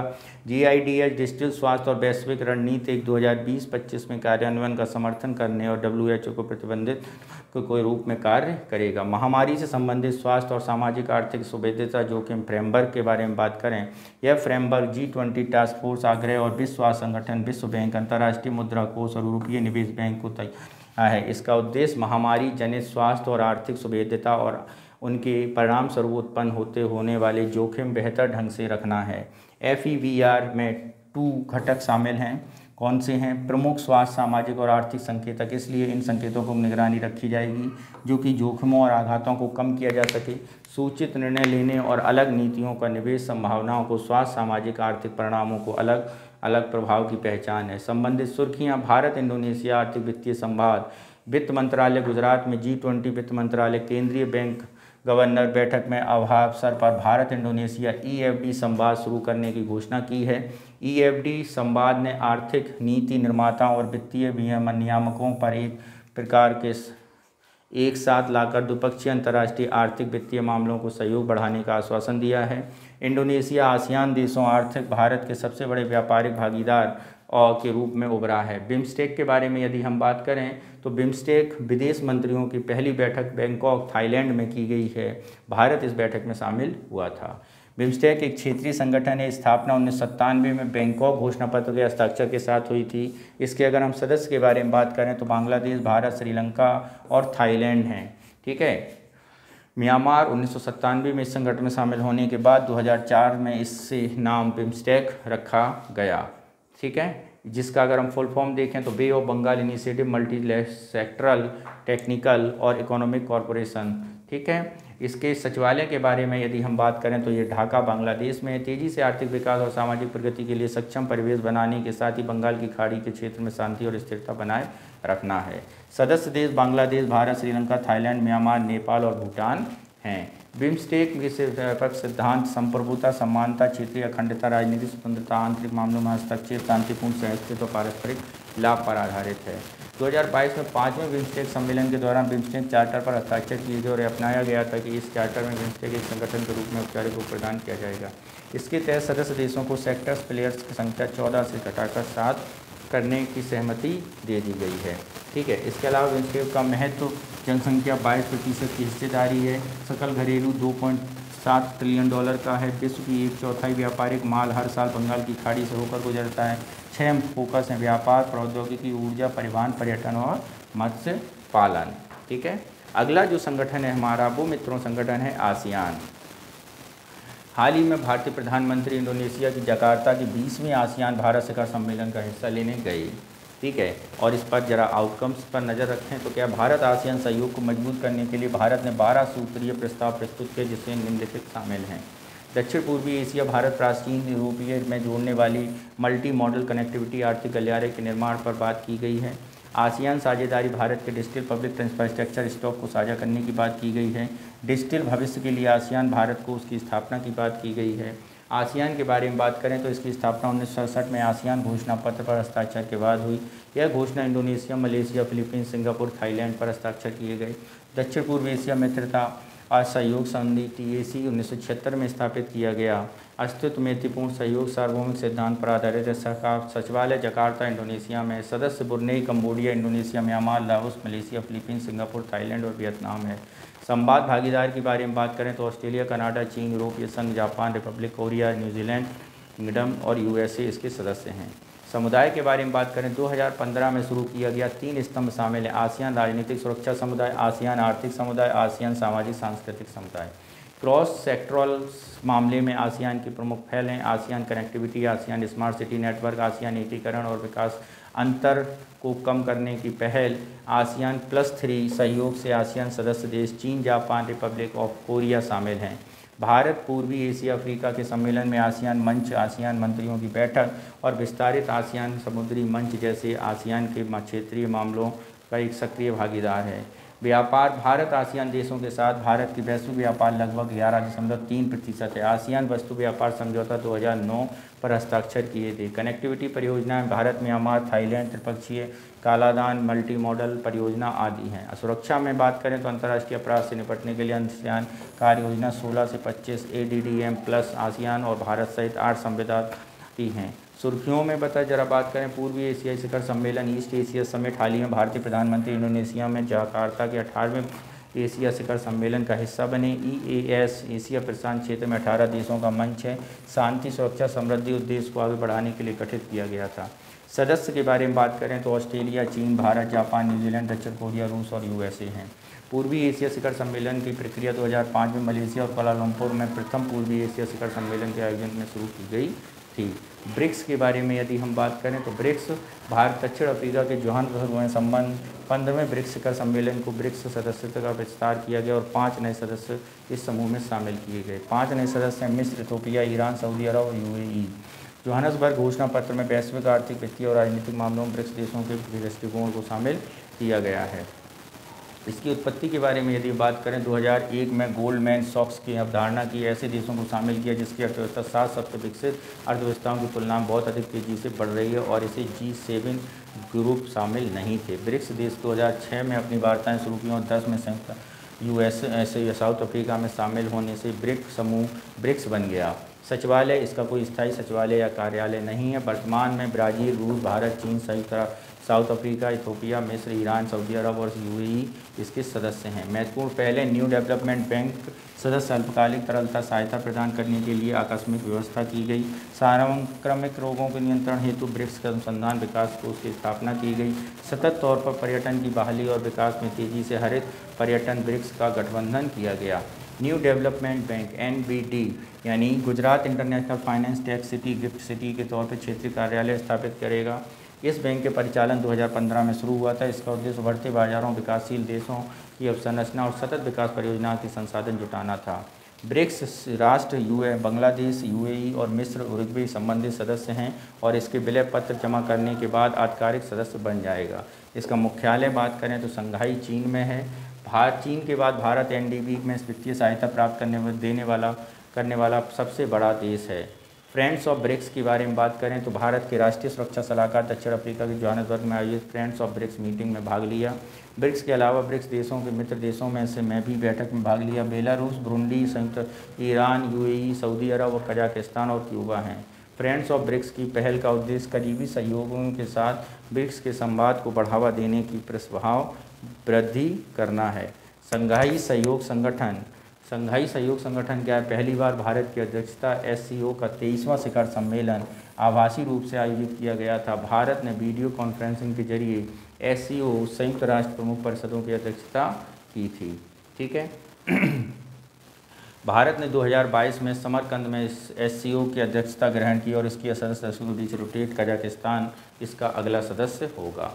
विषय टूवर्ड्स सिक्योर, नागरिकों की सुरक्षा, आर्थिक विकास, क्षेत्र कनेक्टिविटी, एकता, संप्रभुता, पर्यावरण संरक्षण, ये इसके विषय हैं। ज्ञातव्य 18 में SCO का कार्यालय भारत के प्रधानमंत्री सिक्योर के पद के प्रस्तुत किया था। नई दिल्ली घोषणा पत्र में आतंकवादी, अलगाववादी, चरमपंथी समूहों गतिविधियों में धार्मिक असहिष्णुता, आक्रामक राष्ट्रवाद, निर्जातीय नस्लीय भेदभाव, जैनोफिम, विदेशियों के प्रति घृणा आदि प्रसार कर रोकने के लिए दिल्ली घोषणा पर हस्ताक्षर किया गया। एससीओ के तहत सहयोग के लिए निम्नलिखित 5 स्तंभ पर फोकस सृजन किया गया। स्टार्टअप, डिजिटल समावेशन, युवाओं, परंपरागत साझी बौद्ध विरासत। इस सम्मेलन में ईरान को नए सदस्य देश के रूप में शामिल किया गया। 9वां सदस्य काशी एससीओ पहली पर्यावरण, पर्यटन, सांस्कृतिक राजधानी घोषित किया गया। संघाई सहयोग संगठन के बारे में उत्पत्ति, इसकी स्थापना 2001 में संघाई शिखर सम्मेलन के दौरान रूस, चीन, किर्गिस्तान, कजाकिस्तान, उज्बेकिस्तान में हुई। मुख्यालय बीजिंग और चीन थे। सुरक्षा संबंधी चिंताओं का समाधान करना, सीमा संबंधी सैन्य सहयोग, आतंकवाद और शिक्षा, ऊर्जा, परिवहन क्षेत्र में सहयोग देना। सदस्य ईरान, चीन, रूस, पाकिस्तान, कजाकिस्तान, किर्गिस्तान, उज्बेकिस्तान। पर्यवेक्षक 3 पर्यवेक्षक देश हैं, Belarus, Mongolia, Afghanistan. 6 dialogue partners Armenia, तुर्की, अजरबैजान, नेपाल, श्रीलंका और कंबोडिया। 2017 में अस्ताना शिखर सम्मेलन में भारत और पाकिस्तान एससीओ के पूर्ण सदस्य शामिल किया गया था। संरचना के बारे में बात करें तो अंतर्राष्ट्रीय राष्ट्राध्यक्षों की परिषद है, सरकार प्रमुखों को परिषद है, 2 स्थायी निकाय हैं, आतंकवाद, उग्रवाद और अलगाववाद समन्वय प्रस्तुत करना है। एससीओ की आधिकारिक भाषाएं रूसी और चीनी हैं। 2005 में संयुक्त राष्ट्र सभा महासभा का पर्यवेक्षक है एससीओ। एशियाई विकास बैंक के बारे में बात करें यानी एडीबी, एशियन डेवलपमेंट बैंक। एशियाई विकास बैंक भारत के लिए एक नई कंट्री पार्टनरशिप स्ट्रेटजी शुरू की है। ठीक है, भारत ने कंट्री पार्टनरशिप स्ट्रेटजी में एशियाई विकास बैंक की स्ट्रेटजी 2030 तक कार्यप्रणाली संबंधित 7 प्राथमिकताओं के लिए आगे बढ़ेगी। 3 प्रमुख स्तंभ हैं, संरचनात्मक, पर्यावरण अनुकूल और सामाजिक आर्थिक विकास। एडीबी कंट्री पार्टनरशिप के बारे में बात करें तो कंट्री पार्टनरशिप प्राथमिक प्लेटफॉर्म और विकास संबंधी परिणामों को डिजाइन करता है। स्ट्रेटजी 2030 में एशिया विकास क्षेत्र में संबंधी समावेशी, लचीला और संधारणीय बनाने का विजन प्रस्तुत करता है। लागत साझाकरण व्यवस्था में कंट्री पार्टनरशिप स्ट्रेटजी की अवधि के दौरान समग्र पोर्टफोलियो की घरेलू लागत पर साझाकरण पैटर्न है। एशिया विकास बैंक के बारे में उत्पत्ति, एडीबी की स्थापना 1966 में की गई थी। मुख्यालय मनीला, फिलीपींस में। सौंपे गए कार्य सामाजिक और आर्थिक विकास, सामाजिक आर्थिक विकास की तकनीकी सहायता और सदस्यों को प्रदान करता है। नीति के संवादों को सुगम बनाता है। सदस्य 68 सदस्य देश हैं, 49 देश एशिया प्रशांत क्षेत्र के हैं, जबकि 19 देश अन्य क्षेत्रों के हैं। शेयर हैं, एडीबी ऋण नहीं लेने वाला है। सदस्य देश में यूएई और जापान सबसे अधिक शेयर धारता हैं, 15.6%। एडीबी में ऋण लेने वाले में भारत श्रेणियों में चीन और भारत शेयर धारता 6.4 और 6.3% है। एडीबी की भागीदारी, एडीबी 2022 तक 605 सार्वजनिक क्षेत्र ऋण अनुदान तकनीकी सहायता परियोजना $52.6 बिलियन, $8 बिलियन है। विशाखापट्टनम, चेन्नई औद्योगिक गलियारा विकास रिपोर्ट, निहावा सेवा कंटेनर टर्मिनल फाइनेंसिंग रिपोर्ट में चेन्नई मेट्रो रेल का परियोजना, असम दक्षिण एशिया आर्थिक सहयोग गलियारा कनेक्टिविटी की बात यहाँ पर की गई है। नेक्स्ट है हमारा Indo Pacific economic framework prosperity. सुर्खियों में इंडो पैसिफिक इकोनॉमिक फ्रेमवर्क की मंत्री स्तरीय बैठक सैन फ्रांसिस्को में आयोजित हुई। क्या है इसकी उत्पत्ति 2022 में टोक्यो में लॉन्च की गई थी। यूएई और संयुक्त राज्य अमेरिका और हिंद प्रशांत क्षेत्र की भागीदारी। उद्देश्य क्या है, हिंद प्रशांत क्षेत्र में समृद्धि शांति को आगे बढ़ाना। IPEF 14 भागीदारी देश हैं, Australia, Brunei, free Indonesia, Japan, Korea, दक्षिण राज्य, न्यूजीलैंड, फिलीपींस, थाईलैंड, वियतनाम और यही। IPEF का महत्व आपूर्ति श्रृंखला में मजबूत करना है और मदद करना है। ठीक है, पारंपरिक व्यापार समझौते में बात करें तो यह मुक्त व्यापार समझौते के तौर पर की जाती है। IPEF हर विषय में एक ही तंत्र शामिल है, स्वतंत्र अलग हैं। भारत IPEF के सदस्य देशों में बायोफ्यूल्स अलायंस का प्रस्ताव प्रस्तुत किया। G20 ग्लोब की तर्ज पर जैव ईंधन प्रस्ताव किया। अंतर्राष्ट्रीय समुद्र संगठन इंटरनेशनल मैरीटाइम ऑर्गेनाइजेशन के बारे में यदि हम बात करें तो भारत ने अंतर्राष्ट्रीय समुद्र संगठन को परिषद में सर्वाधिक मतों के साथ 2 वर्ष का कार्यकाल के लिए फिर चुना गया है। इसकी उत्पत्ति अगर हम बात करें तो 1948 में IMO कन्वेंशन बनाने के बाद विशेष एजेंसी है। मुख्यालय कहाँ पर है, लंदन में। उद्देश्य आपसी सहयोग के जरिए। भारत सहित 176 देश हैं, 3 एसोसिएट सदस्य हैं। एक सभा, एक परिषद, 5 मुख्य समितियाँ। पोतों में होने वाली समुद्री प्रदूषण की रोकथाम, मार्पोल कन्वेंशन के लिए पोतों में समुद्री प्रदूषण विशेष रूप से संवेदनशील है। IMO द्वारा निर्दिष्ट एक विशेष London dumping convention protocol convention के लिए कैप्चर है। IMO 20 नियम की जहाज़ों का उपयोग की जाने वाले ईंधन को सल्फर सामग्री की एक नई न्यूनतम सीमा की गई है। Energy efficiency exiting ship index 2030 से भी जहाज के लिए अनिवार्य है और यह ऊर्जा दक्षता मापने के लिए ऑपरेशनल एफिशिएंसी एग्जीक्यूटिव इंडेक्स की गणना करें। इसके अलावा यह भी कहा गया है कि आपने वार्षिक operational carbon intercity conductor CII की रेटिंग रिपोर्ट को डेटा संग्रह किया गया है। समुद्री सुरक्षा और संरक्षा IMO की भूमिका। जीवन सुरक्षा के लिए अंतर्राष्ट्रीय कन्वेंशन अर्थात 1974 में अपनाया गया। यह कन्वेंशन समुद्र में जीवन की सुरक्षा सुनिश्चित करने के लिए पोत निर्माण, पोत संबंधी उपकरणों, आवाजाही मानक निर्धारण है। पश्चिमी हिंद महासागर में समुद्री पायरेसी, सशस्त्र डकैती पर रोक लगाने जिबूती कोड ऑफ कंडक्ट अपनाया गया है। जिबूती आचार संहिता का जेद्दा संशोधन सम्मेलन के लिए संहिता का विस्तार समुद्री क्षेत्र में संगठित अपराध, आतंकवाद, मानव तस्करी और अलग तरीके से अनियमित तरीके से मछली पकड़ना इसमें शामिल है। संप्रेषण ऑफ अनलॉफुल एक्टिविटीज स्ट्रेटीज की गई है। समुद्री मादक पदार्थों की तस्करी पर निगरानी। IMO के बारे में यदि हम बात करें, IMO कार्यकारी निकाय है। कार्यों की निगरानी करना। सदस्य संख्या की 40 है। असेंबली द्वारा 2 कार्यकाल के लिए चुना जाता है। ग्रुप ऑफ 7 G7 के बारे में यदि हम बात करें तो G7 की 49वीं शिखर सम्मेलन हिरोशिमा जापान में आयोजित की गई। ये मूल रूप से G8 1973 के रूप में शामिल किया गया। 75 में इसको स्थापित किया गया। अग्रणी रूप से औद्योगिक औपचारिक रूप से व्यापार संगठन शामिल हैं। इसका उद्देश्य वैश्विक आर्थिक अनुबंधन, सुरक्षा, ऊर्जा नीति को मुद्दों पर चर्चा करना है। G7 का कोई स्थायी सचिवालय कार्यालय नहीं है और G8 का गठन हुआ, लेकिन 2014 में क्रीमिया पर कब्जे के बाद रूस को इससे बाहर कर दिया गया। यूरोपीय संघ में शामिल नहीं किया गया है, ठीक है, परंतु इसके वार्षिक शिखर सम्मेलन में भाग लेता है। G7 उपलब्धियां 2022 में 2 में मलेरिया एड्स की रोकथाम के लिए वैश्विक कोष की स्थापना की। 2015 में सदस्य देश स्वच्छ ऊर्जा की स्थापना की। ग्लोबल अपोलो कार्यक्रम लॉन्च किया गया। G7 में वित्तीय अंतर्राष्ट्रीय बहुराष्ट्रीय कंपनियों में कम से कम 15% वैश्विक न्यूनतम लागू करने के लिए सहमति व्यक्त की गई। निम्न मध्यम आय वाले देशों की बुनियादी ढांचों की वैश्विक हैं। लोकशील समावेशी राइस जापान की अध्यक्षता स्वच्छ ऊर्जा उत्पादों और खाड़ी सहयोग परिषद यानी गल्फ कॉरपोरेशन काउंसिल। इस पर जरा चर्चा करते हैं।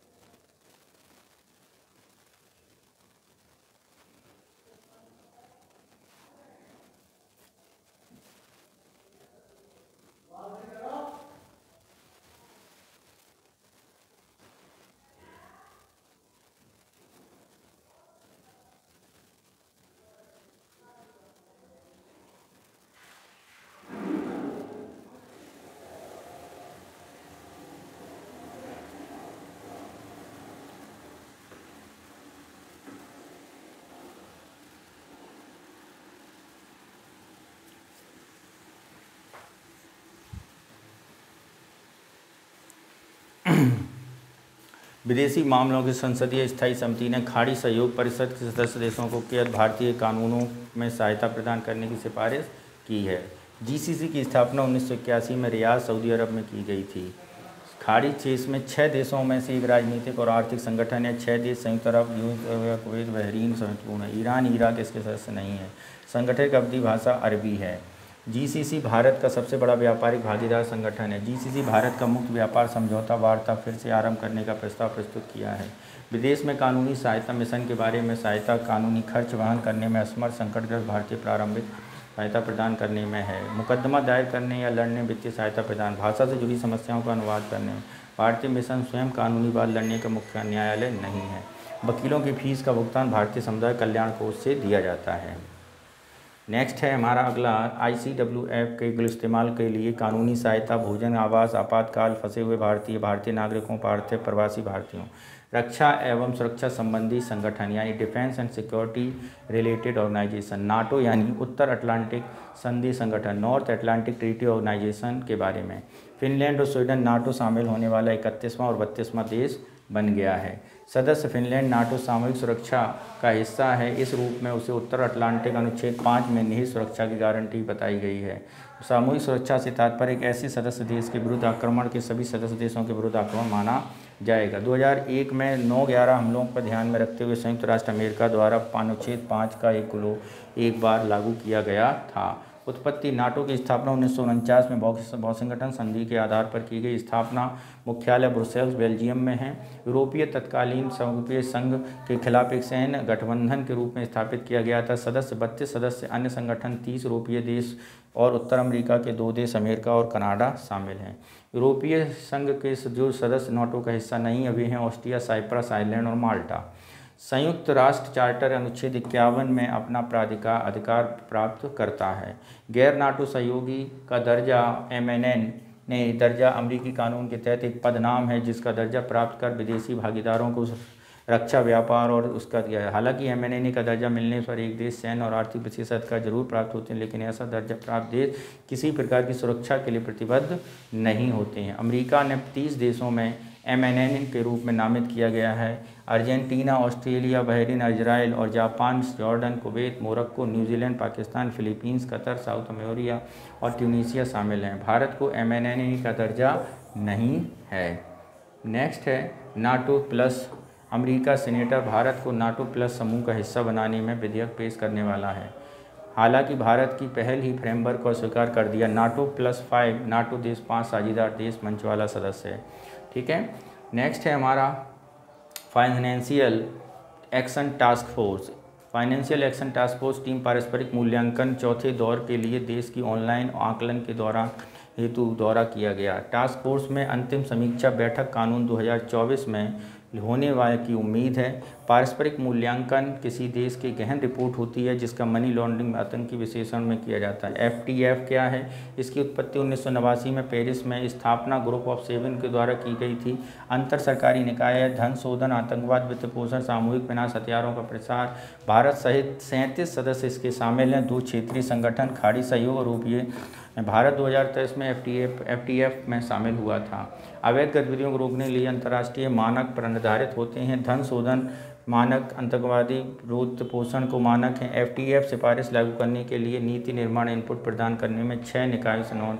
उदाहरण के लिए मनी लॉन्ड्रिंग एशिया। जो देश FTF मानकों को पालन करने में बार बार विफल हो रहे हैं वो ग्रे लिस्ट या ब्लैक लिस्ट में डाल दिए जाते हैं। ग्रे लिस्ट क्या है? ऐसे देश जिनकी निगरानी बढ़ा दी जाती है। ऐसे देश आतंकवादी गतिविधियों की फंडिंग, मनी लॉन्ड्रिंग समर्थन करने के लिए सुरक्षित आश्रय माना जाता है। ब्लैक लिस्ट, इसमें सहयोग न करने वाले देश या क्षेत्र, नॉन कोऑपरेटिव कंट्रीज शामिल होती हैं। यूक्रेन युद्ध के बाद FTF में रूस की सदस्यता निलंबित कर दी गई है। FTF मनी लॉन्ड्रिंग, आतंकवाद में वित्त विफल करने में और दक्षिण अफ्रीका में नाइजीरिया की ग्रे लिस्ट शामिल है। समग्र anti money laundering counter terrorist financial framework महत्वपूर्ण सुधार करने के लिए पाकिस्तान 2022 में FTF ग्रे लिस्ट से हटा दिया गया है। On grounding for terrorist finance ATF पर एक रिपोर्ट जारी की गई है। ठीक है। नेक्स्ट है आपका इंटरपोल। सुर्खियों में क्यों? ऑस्ट्रिया की वियना इंटरपोल की 91वीं महासभा का आयोजन किया गया और इंटरपोल शताब्दी वर्षगांठ मना रहा है। CBI एकेडमी इंटरपोल वैश्विक एकेडमी नेटवर्क में शामिल है। इंटरनेशनल क्रिमिनल पुलिस ऑर्गेनाइजेशन, ठीक है, 1923 में स्थापित की। विश्व में सुरक्षित जगह बनाने से अलग अलग देशों की पुलिस मिलकर काम करेगी। ठीक है। अलग अलग रंगों के आधार पर वर्गीकृत है Interpol. Red notice, yellow notice, blue notice, black notice, green notice, orange notice. ठीक है। जैसे वांटेड व्यक्ति हैं, गुमशुदा व्यक्ति हैं, एडिशनल कॉन्फ्रेंस हैं, अनआइडेंटिफाइड हैं, वार्निंग इंटरनेट है, इमिनेंट थ्रेट है। मुख्यालय लियोन फ्रांस में है। अंतर्राष्ट्रीय पुलिस बलों के बीच सूचना प्रदान करना है। 196 देश इसके सदस्य हैं। नीतिगत वित्तीय मुख्य विषय प्रतिवर्ष आयोजित होती है। महासचिवालय में अंतर्राष्ट्रीय पुलिस संबंधी इंटरपोल दैनिक कार्य होते हैं। 13 सदस्य देश बने हैं। 1 अध्यक्ष, 3 उपाध्यक्ष, 4 अलग अलग 9 प्रतिनिधि शामिल हैं। नेक्स्ट है अंतर्राष्ट्रीय सदस्य देशों में NCB केंद्रीय जांच ब्यूरो भारत इसमें शामिल किया गया। विश्व के स्तर पर पुलिस की जानकारी को साझा करने के लिए मोड्स ऑपरेटेड साझा करने संबंधी गिरफ्तार जांच मुख्य पहले अंतर्राष्ट्रीय रेडियो नेटवर्क 1935 में की गई थी और गतिविधियों में पुलिस अधिकारियों को इस्तेमाल करने में शामिल किया है। आई कोर, इस कार्यक्रम का उद्देश्य फ्रंट लाइन कानून प्रवर्तन एजेंसियों को मजबूत करने, बिग डेटा योग कार्रवाई है। 7 वैश्विक पुलिसिंग लक्ष्य। इसका उद्देश्य राष्ट्रीय सरकारों को समर्थन जुटाकर अपने आधार पर बढ़ोतरी करना है। Reports Interpol global crime trends report launch की गई। ठीक है। मैकलन कन्वेंशन, हाल ही में इंटरपोल ने मैच फिक्सिंग टास्क फोर्स 12वीं बैठक में पनवी प्रतिस्पर्धा में हेरफेर रोकने के लिए किया गया है। खेल प्रतियोगिताओं में हेरफेर पर यूरोप कन्वेंशन शामिल किया गया। सुर्खियों में रहे अन्य महत्वपूर्ण संगठन के बारे में बात करें तो हिंद महासागर रिम एसोसिएशन, ठीक है, और आयरा, ठीक है, उत्पत्ति 1997 में अंतर सरकारी नेल्सन मंडेला के विजन पर बनाई गई। इसका उद्देश्य हिंद महासागर में भीतर क्षेत्रीय सतत विकास मजबूत करना। 23 सदस्य संगठन शामिल हैं, सर्वोच्च निकाय हैं, बैठक प्रतिवर्ष होती है। वैश्विक जनसंख्या का 1/3 भाग है, व्यापार का 80% है, 1 ट्रिलियन मूल्य वस्तुओं की सेवाओं को होता है, ठीक है। $800 बिलियन का व्यापार होता है। यहाँ से 2025 तक अध्यक्ष रहेगा श्रीलंका, बांग्लादेश, इससे पहले बांग्लादेश था। 25 से 27 तक भारत इसका अध्यक्ष होगा। भारत प्रशांत द्वीप समूह सहयोग मंच द्वीप, हाल ही में FIPIC तीसरे सम्मेलन का आयोजन किया गया जो पपुआ न्यू गिनी राजधानी पोर्ट पेरिन्सबी में हुई। उत्पत्ति 2014 में की गई थी। इसके सदस्य 14 द्वीपीय सदस्य शामिल हैं, कॉकबोट, ठीक है, और समोआ, सोलोमन, टोंगा, तुवालू। प्रशांत द्वीप समूह के अंतर्गत 3 प्रमुख समूह शामिल हैं, मलेशिया, मैक्रोनेशिया, फिलीपींस। आर्थिक जोन है LNG। भारत हाल ही में अंतर्राष्ट्रीय प्रिंस समूह में शामिल है। सौर प्रौद्योगिकी और स्टार पहल प्रस्तुत स्टार बनने की परियोजना है जो सौर प्रौद्योगिकी और ज्ञान विशेषता आधारित है। ISA UNID में संयुक्त राष्ट्र कार्यान्वयन भी किया जाता है। पूर्वी आर्थिक मंच, भारत ने रूसी बंदरगाह के शहर व्लादिवोस्तोक 8वें ईस्टर्न इकोनॉमिक फोरम में भाग लिया। EEF स्थापना 2005 में की गई। इसे रूस सुदूर क्षेत्र में विदेश निवेश में प्रोत्साहित करने के लिए स्थापित किया गया था। रूस सुदूर पूर्व क्षेत्र के बारे में फॉर ईस्टर्न फेडरल डिस्ट्रिक्ट रूस का सबसे पूर्वी भाग है और प्रशांत आर्कटिक महासागर में 5 देशों में शामिल है। यह क्षेत्र रूस राज्य 1/3 भाग में कवर करता है। प्राकृतिक संसाधन जैसे मछली, तेल, प्राकृतिक गैस, लकड़ी, कोयला, अन्य चीज़ें शामिल हैं। चीन इस क्षेत्र में सबसे बड़ा निवेशक है, कुल निवेशक का 90% हिस्सा है। Partners in the blue Pacific PBF विदेशी मंत्रियों को बैठक आयोजित और औपचारिक तंत्र है और द्वीपीय देशों में शामिल है। राजनीतिक आर्थिक वैश्विक मंचों को बढ़ावा देने 2022 में America, Australia, New Zealand, United kingdom, Japan partners in the blue Pacific की घोषणा की गई है। ग्रुप ऑफ 77, भारत ने क्यूबा G77 प्लस चाइना शिखर सम्मेलन ग्लोबल साउथ प्रति अपनी प्रतिबद्धता दोहराई है। 7 विकासशील देश समूह में G77 प्लस चाइना भी कहा गया जाता है। इसके कारण चीन इस समूह के साथ मिलकर तो कार्य करता है लेकिन आधिकारिक तौर पर समूह को इस प्रकार पूर्ण सदस्य नहीं मानता। G7 की स्थापना 1964 में 77 विकासशील देशों से मिलकर की थी। ग्लोबल साउथ देशों ने अपने सामूहिक आर्थिक हितों को बढ़ावा स्पष्ट करने के लिए उन्हें बढ़ावा देने के लिए एक मंच उपलब्ध करवाता है। संयुक्त राष्ट्र संस्थाओं समक्ष अपनी संयुक्त आवाज़ रखने में मध्यम प्रगति करता है। दक्षिण सहयोग को बढ़ावा देता है। वर्तमान 34 सदस्य। महत्वपूर्ण जानकारी, विकासशील देशों में सबसे बड़ा अंतर सरकारी संगठन है। विकासशील देशों में G24 बहुपक्षीय विकास देशों को सुधार विशेषज्ञ समूह की सिफारिशों को समर्थन किया है। 1971 में ग्रुप ऑफ 77 इसे अपने भाग के रूप में स्थापित किया था। इसे औपचारिक रूप से 1900 गठित किया गया है। G24 के बारे में inter governmental group of 24 on international monetary affairs and development यानी वस्तुतः ब्रेंट्सवुड विचार विमर्श।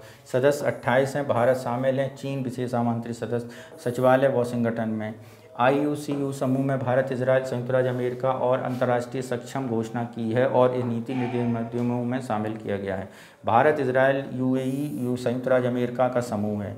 IAEU समुद्री सुरक्षा बुनियादी ढांचे की बात करता है। ऑक्स समूह deep ops space advance radar capability की बात करता है और ऑस्ट्रेलिया, यूनाइटेड किंगडम, UAE इसमें शामिल हैं। ऑक्स के बारे में त्रिपक्षीय सुरक्षा परिषद है और इसके संगठन सुरक्षा और हितों के बारे में सूचना प्रौद्योगिकी साझाकरण को बढ़ावा देता है।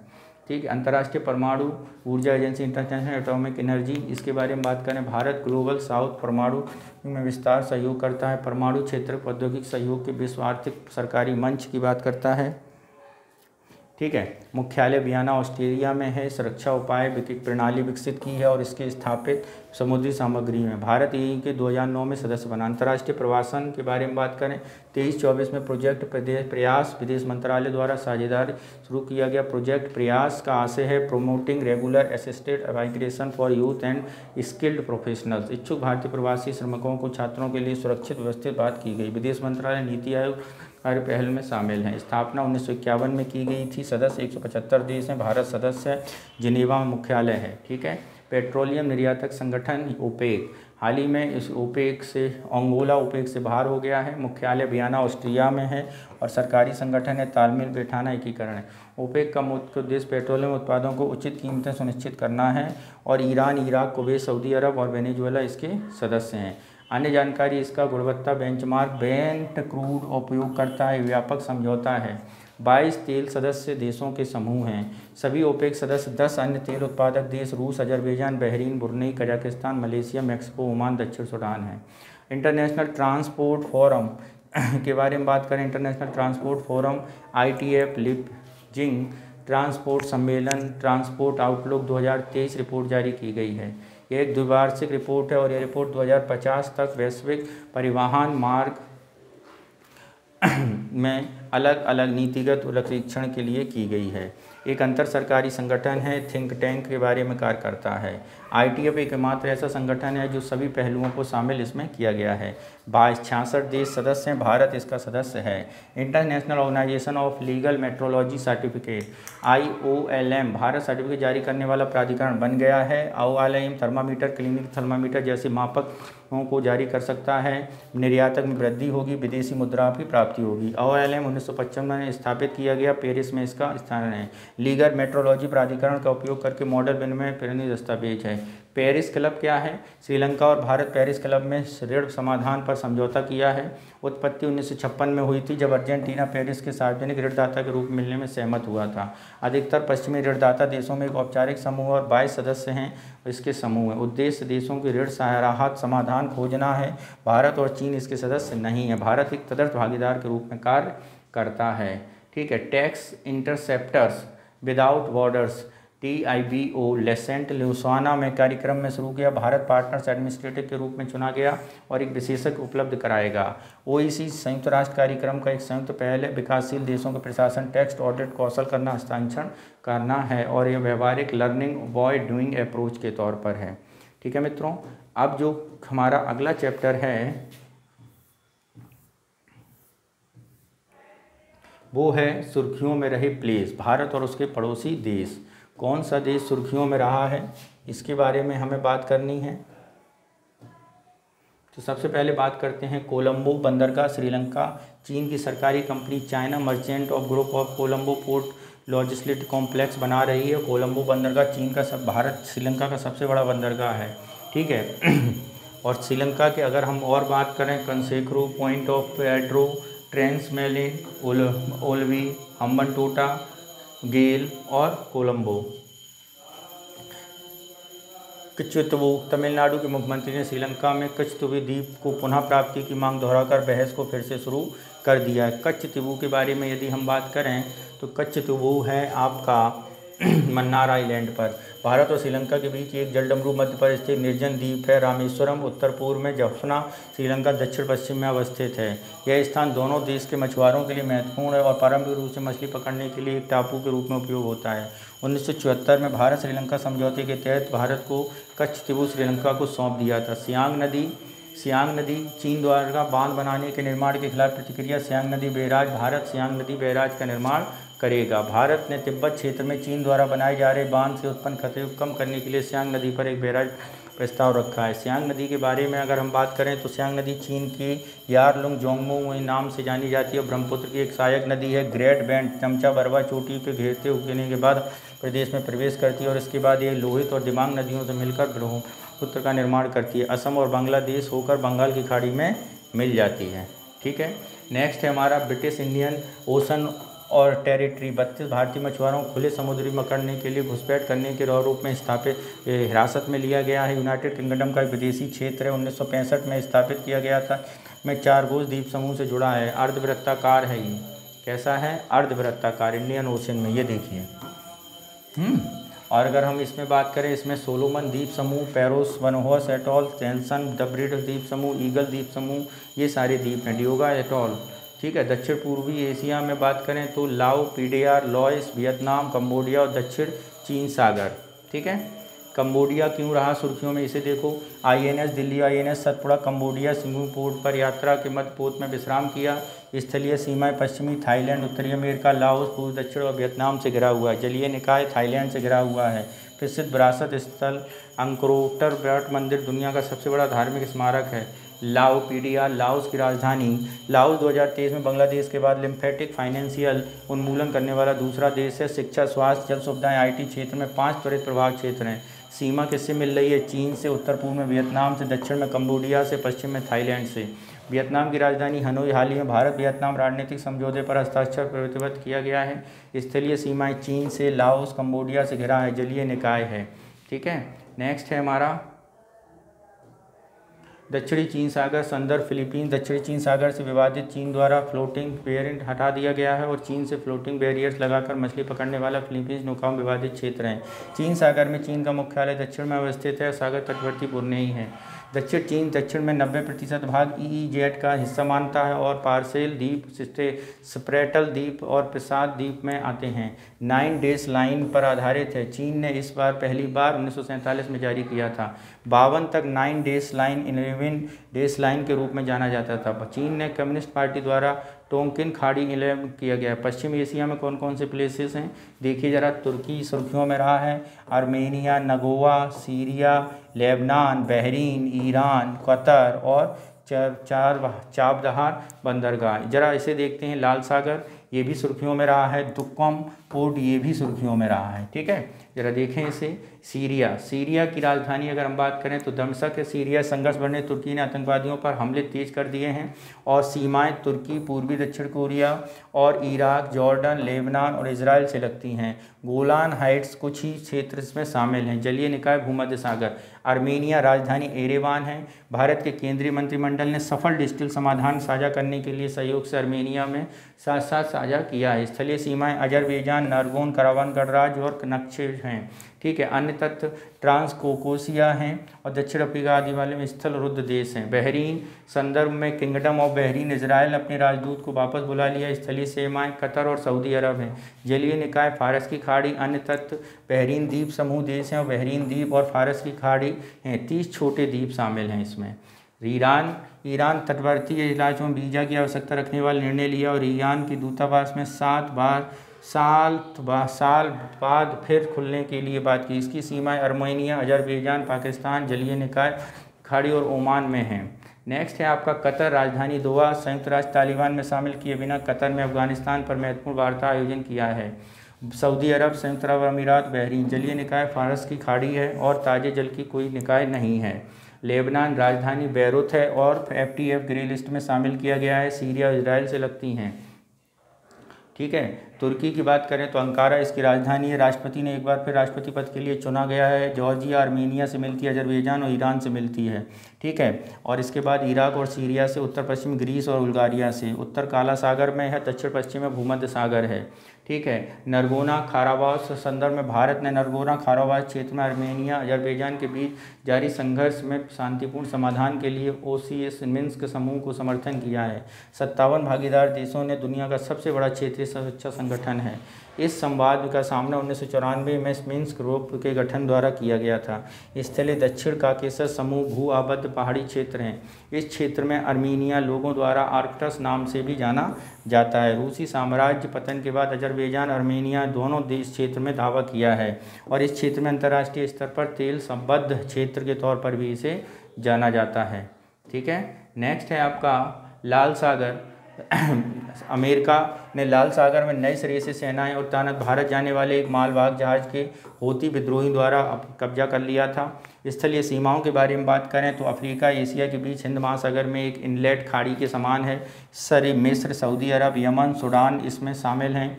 जलीय निकाय के बारे में बात करें तो अल मंदीव, जलडमरूमत, अदन की खाड़ी है। ग्रेट रिफ्ट वैली है इसमें और भ्रंश घाटी है। ठीक है, दुनिया का सबसे खारे जल निकायों में से एक है। दुक्मपुर। हाल ही में भारत ने राष्ट्रीय सुरक्षा सलाहकार ओमान के दुकम पोर्ट बंदरगाह का दौरा किया। भारत ने 2018 में सैन्य लॉजिस्टिक समर्थन के लिए दुकम तक पहुंच हासिल कर ली है। भारत अदन की खाड़ी के रास्ते तेल लाल सागर तक पहुंचता है। चाबहार बंदरगाह भारत मध्य एशिया संयुक्त कार्य समूह में पहली बैठक मुंबई में संपन्न हुई। 2016 में भारत ने चाबहार सहित बहिस्ती टर्मिनल के लिए ईरान और अफगानिस्तान के साथ एक त्रिपक्षीय समझौता किया था। इसे एक महत्वपूर्ण प्रवेश द्वार माना जा रहा है। भारत और को पाकिस्तान को दरकिनार करते हुए अफगानिस्तान के और अंततः मध्य एशिया तक सक्षम बनाएगा।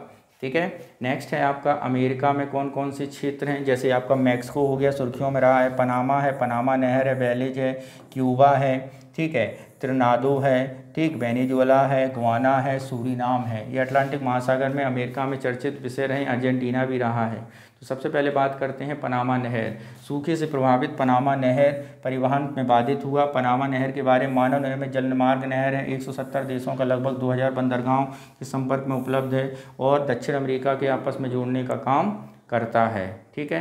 पनामा की राजधानी पनामा सिटी। भारत और पनामा चुनावी सहयोग समझौते में ज्ञापन पर हस्ताक्षर। कोस्टा रिका, कोलंबिया सागर, दक्षिण प्रशांत महासागर। सूरीनाम के बारे में बात करें तो सूरीनाम भारतीयों के आगम 150वीं वर्षगांठ। भारत के राष्ट्रपति Suriname grand order of the chain of the yellow star शामिल किया गया। 1878 में उन 399 भारतीय गिरमिट रुख लल्ला रुख जहाज के तौर पर हैं। स्थलीय सीमाएं फ्रेंच गुआना, ब्राज़ील और गुआना हैं। जल निकाय अटलांटिक महासागर, बॉक्साइट शीर्ष उत्पादक हैं। क्यूबा, अमेरिका ने पुष्टि की है। चीन 2019 में क्यूबा में जासूसी अड्डे संचालन। कर्क रेखा के ठीक नीचे दक्षिण अटलांटिक महासागर, मैक्सिको की खाड़ी, वेस्ट इंडीज क्षेत्र में एक देश है और सबसे बड़ा एकल द्वीप है।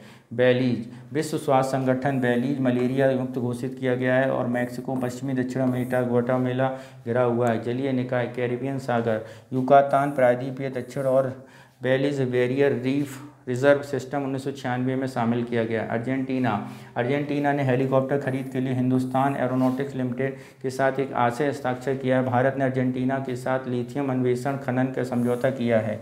इसकी सीमाएं बोलीविया, पराग्वे से लगती हैं। पूर्व अटलांटिक महासागर है। इक्वाडोर के बारे में बात करें तो इक्वाडोर एक मोस्ट वांटेड कैदी, जेल से बाहर निकलने के बाद इक्वाडोर पूरे देश में आपातकाल लगा दिया गया है। इसकी सीमाएं कोलंबिया और पेरू से लगती हैं। प्रशांत महासागर से लगती हैं। प्रशांत महासागर में स्थित गैलापागोस आइलैंड इक्वाडोर का हिस्सा है। अमेज़न बेसिन के कुछ हिस्से शामिल किए गए हैं। मैक्सिको में Mexico city, Mexico supreme court ने गर्भपात पर रोक लगाने वाले राज्य कानून को असंवैधानिक ठहराते हुए महिलाओं के अधिकार का उल्लंघन किया। स्थलीय सीमाएं में संयुक्त अमेरिका और ग्वाटेमाला से हैं। जलीय निकाय प्रशांत महासागर और मैक्सिको सिटी में है। त्रिनादो टोबैगो के बारे में बात करें, राजधानी पोर्ट ऑफ स्पेन है। भारत ने इंडिया स्टैक साझा करने के लिए त्रिनाद टोबैगो के साथ समझौता साइन किया है। इंडिया स्टैक ओपन API यानी application program interface digital public goods हैं। स्थलीय सीमा एक द्विपक्षीय देश है। त्रिनाद टोबैगो कई छोटे द्वीप समूह में शामिल हैं। जल निकाय कैरिबियाई सागर, पारिया खाड़ी देश वेनेजुएला इसमें शामिल किया गया है। नेक्स्ट है हमारा गुआना। राजधानी है क्या इसकी? George town. गुआना एक्सविको नदी, इसके अपतटीय सीमा विवाद लेकर तनाव पैदा हुआ है। स्थलीय सीमाएं सूरीनाम दक्षिण पश्चिम वेनेजुएला में लगती हैं। जलीय निकाय अटलांटिक महासागर से लगती हैं। वेनेजुएला राजधानी कारकस। संदर्भ वेनेजुएला अमेरिकी प्रतिबद्ध ढील। भारत और 3 साल बाद इस देश को तेल में आयात फिर से शुरू करने की तैयार किया गया। स्थलीय सीमाएं गुआना, ब्राज़ील और कोलंबिया लगती हैं। जलीय निकाय कैरिबियन सागर और अटलांटिक महासागर हैं। तथ्य प्रमुख झीलें मैराकोइबा झील है दक्षिण अमेरिका में। ठीक है। तो ये क्या है? ये आपका संयुक्त राष्ट्र अमेरिका यानी दक्षिण अमेरिका का हुआ है। ठीक है। तो मित्रों आगे है हिंद महासागर में इंडो पैसिफिक, प्रशांत, ईस्टर्न सी और नॉर्थ अमेरिका। दूसरा Papua New Guinea, Solomon, Marshall द्वीप, फिजी, बनातो, ऑस्ट्रेलिया ये सुर्खियों में रहे हैं। जरा देखते हैं क्या है। काकेशस। संदर्भ भारतीय नौसेना विमान समूह का दौरा। स्थलीय सीमाएं पूर्वी हिंद महासागर में ऑस्ट्रेलिया के बाहरी राज्य क्षेत्र हैं। सामरिक समुद्री चौक हैं। 27 छोटे द्वीप समूह हैं। 2 मूंगा एटॉल हैं। परिचालन टर्नराउंड महत्वपूर्ण बेस हो सकता है। ठीक है। नेक्स्ट है आपका सोलोमन द्वीप राजधानी होनियार। चीन और सोलोमन द्वीप राजनीतिक हस्ताक्षर किए हैं। जलीय निकाय प्रशांत महासागर और गिनी वनातुल फैले ज्वालामुखी में फैला हुआ है। नेक्स्ट है हमारा मार्शल द्वीप क्या है, राजधानी मुजेरो। मार्शल द्वीप है। आर्थिक कॉरिडोर 20 वर्षीय समझौता है। पड़ोसी देश बैंक आइलैंड हैं। सतत सूर्योदय समूह सूर्यास्त श्रृंखलाएं सबसे बड़ा सार्क अभ्यारण्य मौजूद है यहीं पर, ठीक है। कहाँ पर है, मार्शल द्वीप पर, ठीक। ईस्टर्न सी जापान सागर की बात करें, चीन और रूस सागर हवाई द्वीप हैं। और एशिया प्रशांत महासागर में सखालिन द्वीप है, रूस कोरिया से घिरा हुआ है, ठीक है। नेक्स्ट है हमारा अगला फिजी, राजधानी सुबह है। संदर्भ बात करें तो फिजी की राजधानी तनाव में चीन के साथ सुरक्षा स्थापित करने पर विचार किया है। और जलीय निकाय कारो सागर है, मकर रेखा पर स्थित से गुजरती है। ज्वालामुखी क्रिया तलछट जमाव है। पपुआ न्यू गिनी क्यों सुर्खियों में रहा, इसे देखते हैं। राजधानी इसका पोर्ट मोरम्बी है। प्रधानमंत्री आयोजित भारत प्रशांत द्वीप समूह में शामिल किया गया है। और समुद्री सीमाएं न्यू गुनी पूर्वी भाग बिस्मार्क द्वीप समूह बेनेगुला छोटे द्वीप शामिल हैं। तिमोर लोस्ते के बारे में बात करें, भारत दिल्ली दूतावास में ने घोषणा की है दक्षिण पश्चिमी तिमोर का हिस्सा है। जलीय निकाय सीमा तिमोर सागर उत्तर मेटर और जलडमरू मध्य ओमोवाइल जलडमरू मध्य हैं। नेक्स्ट है वानुआतू संदर्भ, संयुक्त राष्ट्र महासभा में वानुआतू प्रस्ताव किया गया है। अंतर्राष्ट्रीय न्यायालय एक सलाह लेने का प्रस्ताव किया गया है। सलाह के लिए पूछा गया कि जलवायु परिवर्तन से प्रभावित वायु प्रणालियां लोगों के रक्षक और कानूनी सीमाएं ऑस्ट्रेलिया के पूर्व में स्थित हैं। जलीय निकाय प्रशांत महासागर अन्य क्षेत्र 13 प्रमुख कई छोटे द्वीप शामिल हैं। यूरोप में कौन कौन सी सुर्खियों में रहे, जैसे आपका अर्केनिया द्वीप समूह है, लिथुआनिया है, स्लोवानिया है, इटली है, माल्टा है और साइप्रस है, ये सुर्खियों में रहा है। जरा देखें, इटली, भारत इटली अच्छा सहयोग मजबूती के लिए हस्ताक्षर किए हैं। फ्रांस, स्विट्जरलैंड, ऑस्ट्रिया से लगती हैं। जलीय निकाय भूमध्य सागर है, ठीक है। माल्टा के बारे में बात करें, हाईजैक किए गए माल्टा जहाज MV UN नौसेना मदद करता है। जलीय निकाय भूमध्य सागर, माल्टा सबसे बड़ा गाजो कैमिनो है। स्लेविया राजधानी के बारे में बात करें तो बार्सिलोना कन्वेंशन 23वीं बैठक आयोजन है। भूमध्य सागर को प्रदूषण से बचाने के उपाय करता है। स्थलीय सीमाएं इटली, ऑस्ट्रेलिया, क्रोएशिया और हंगरी में लगती हैं। इसकी राज्य सीमा एड्रियाटिक सागर से भी मिलती हैं। लिथुआनिया में बात करें तो भारत लिथुआनिया समुद्री क्षेत्र द्विपक्षीय बैठक है। स्थलीय सीमा लिथुआनिया लताविया, पूर्व संगठन में कैलिनिनग्राडो, पश्चिमी स्वीडन समुद्री सीमा साझा करता है। 3 बाल्टिक देशों में दक्षिण सबसे बड़ा देश है और बाल्टिक एशियाटिक और लताविया। भाषा लिथुआनिया विश्व की सबसे पुरानी भारतोपीय भाषा है। साइप्रस राजधानी चीज और डेनमार्क हैं। अन्य भूमध्य सागर तीसरा सबसे बड़ा द्वीप और सिसिली और सर्डिनिया है, ठीक है। आर्केनियन द्वीप संदर्भ, आर्केनियन द्वीप समूह यूनाइटेड किंगडम से होकर नॉर्वे में स्वचालित राज्य क्षेत्र में बनने यूनियन के बारे में है। हाय, यह द्वीप स्कॉटलैंड पूर्वी तट पर स्थित है। 70 छोटे द्वीप हैं। 15वीं शताब्दी के अंत एक नॉर्वे और डेनमार्क शासन में अधीन करता है, स्कॉटलैंड के अधीन है। स्क्रॉब्री, रिंग ऑफ ब्रारगडोर, इकोडोस्टोन और मॉसवी चैम्बर्ड इसमें शामिल हैं। अफ्रीका में क्या है जरा देखते हैं। तो अफ्रीका में कई देश हैं, Libya, niger, Senegal, Atlantic, Malvi, जोम्बिया, ठीक है, विस्तारित किए गए हैं। सोहेल क्षेत्र में तीनों देशों माली, बुर्किना फासो आक्रमण नीति अपनाई है। सोहेल क्षेत्र में साहिल में पश्चिमी उत्तर पूर्वी अफ्रीका और दक्षिण में लाल सागर हैं, ठीक है। तंजानिया के बारे में डोडोमोना है, मद्रास तंजानिया, उगांडा और केन्या, जोम्बिया, मोजम्बिक हिंद महासागर में शामिल हैं, ठीक है। सेनेगल की राजधानी डाकर है और 9 लोगों की मृत्यु के बाद स्थलीय सुर्खियों में रहा है। कोमोरोस की राजधानी मैरिनो है। त्रिशूल, कोमोरोस, ओजोन के बारे में बात की गई है, ठीक। इसके बाद इथोपिया है जो कि बैंकिंग लाइसेंस के तौर पर विदेशी निवेशकों की बात करता है। हॉर्न ऑफ अफ्रीका में स्थित भूआबद्ध देश है। नेक्स्ट नाइजीरिया, अबुजा राजधानी है और भारत के रक्षा मंत्री राष्ट्रपति समारोह में इसमें शामिल हुए थे।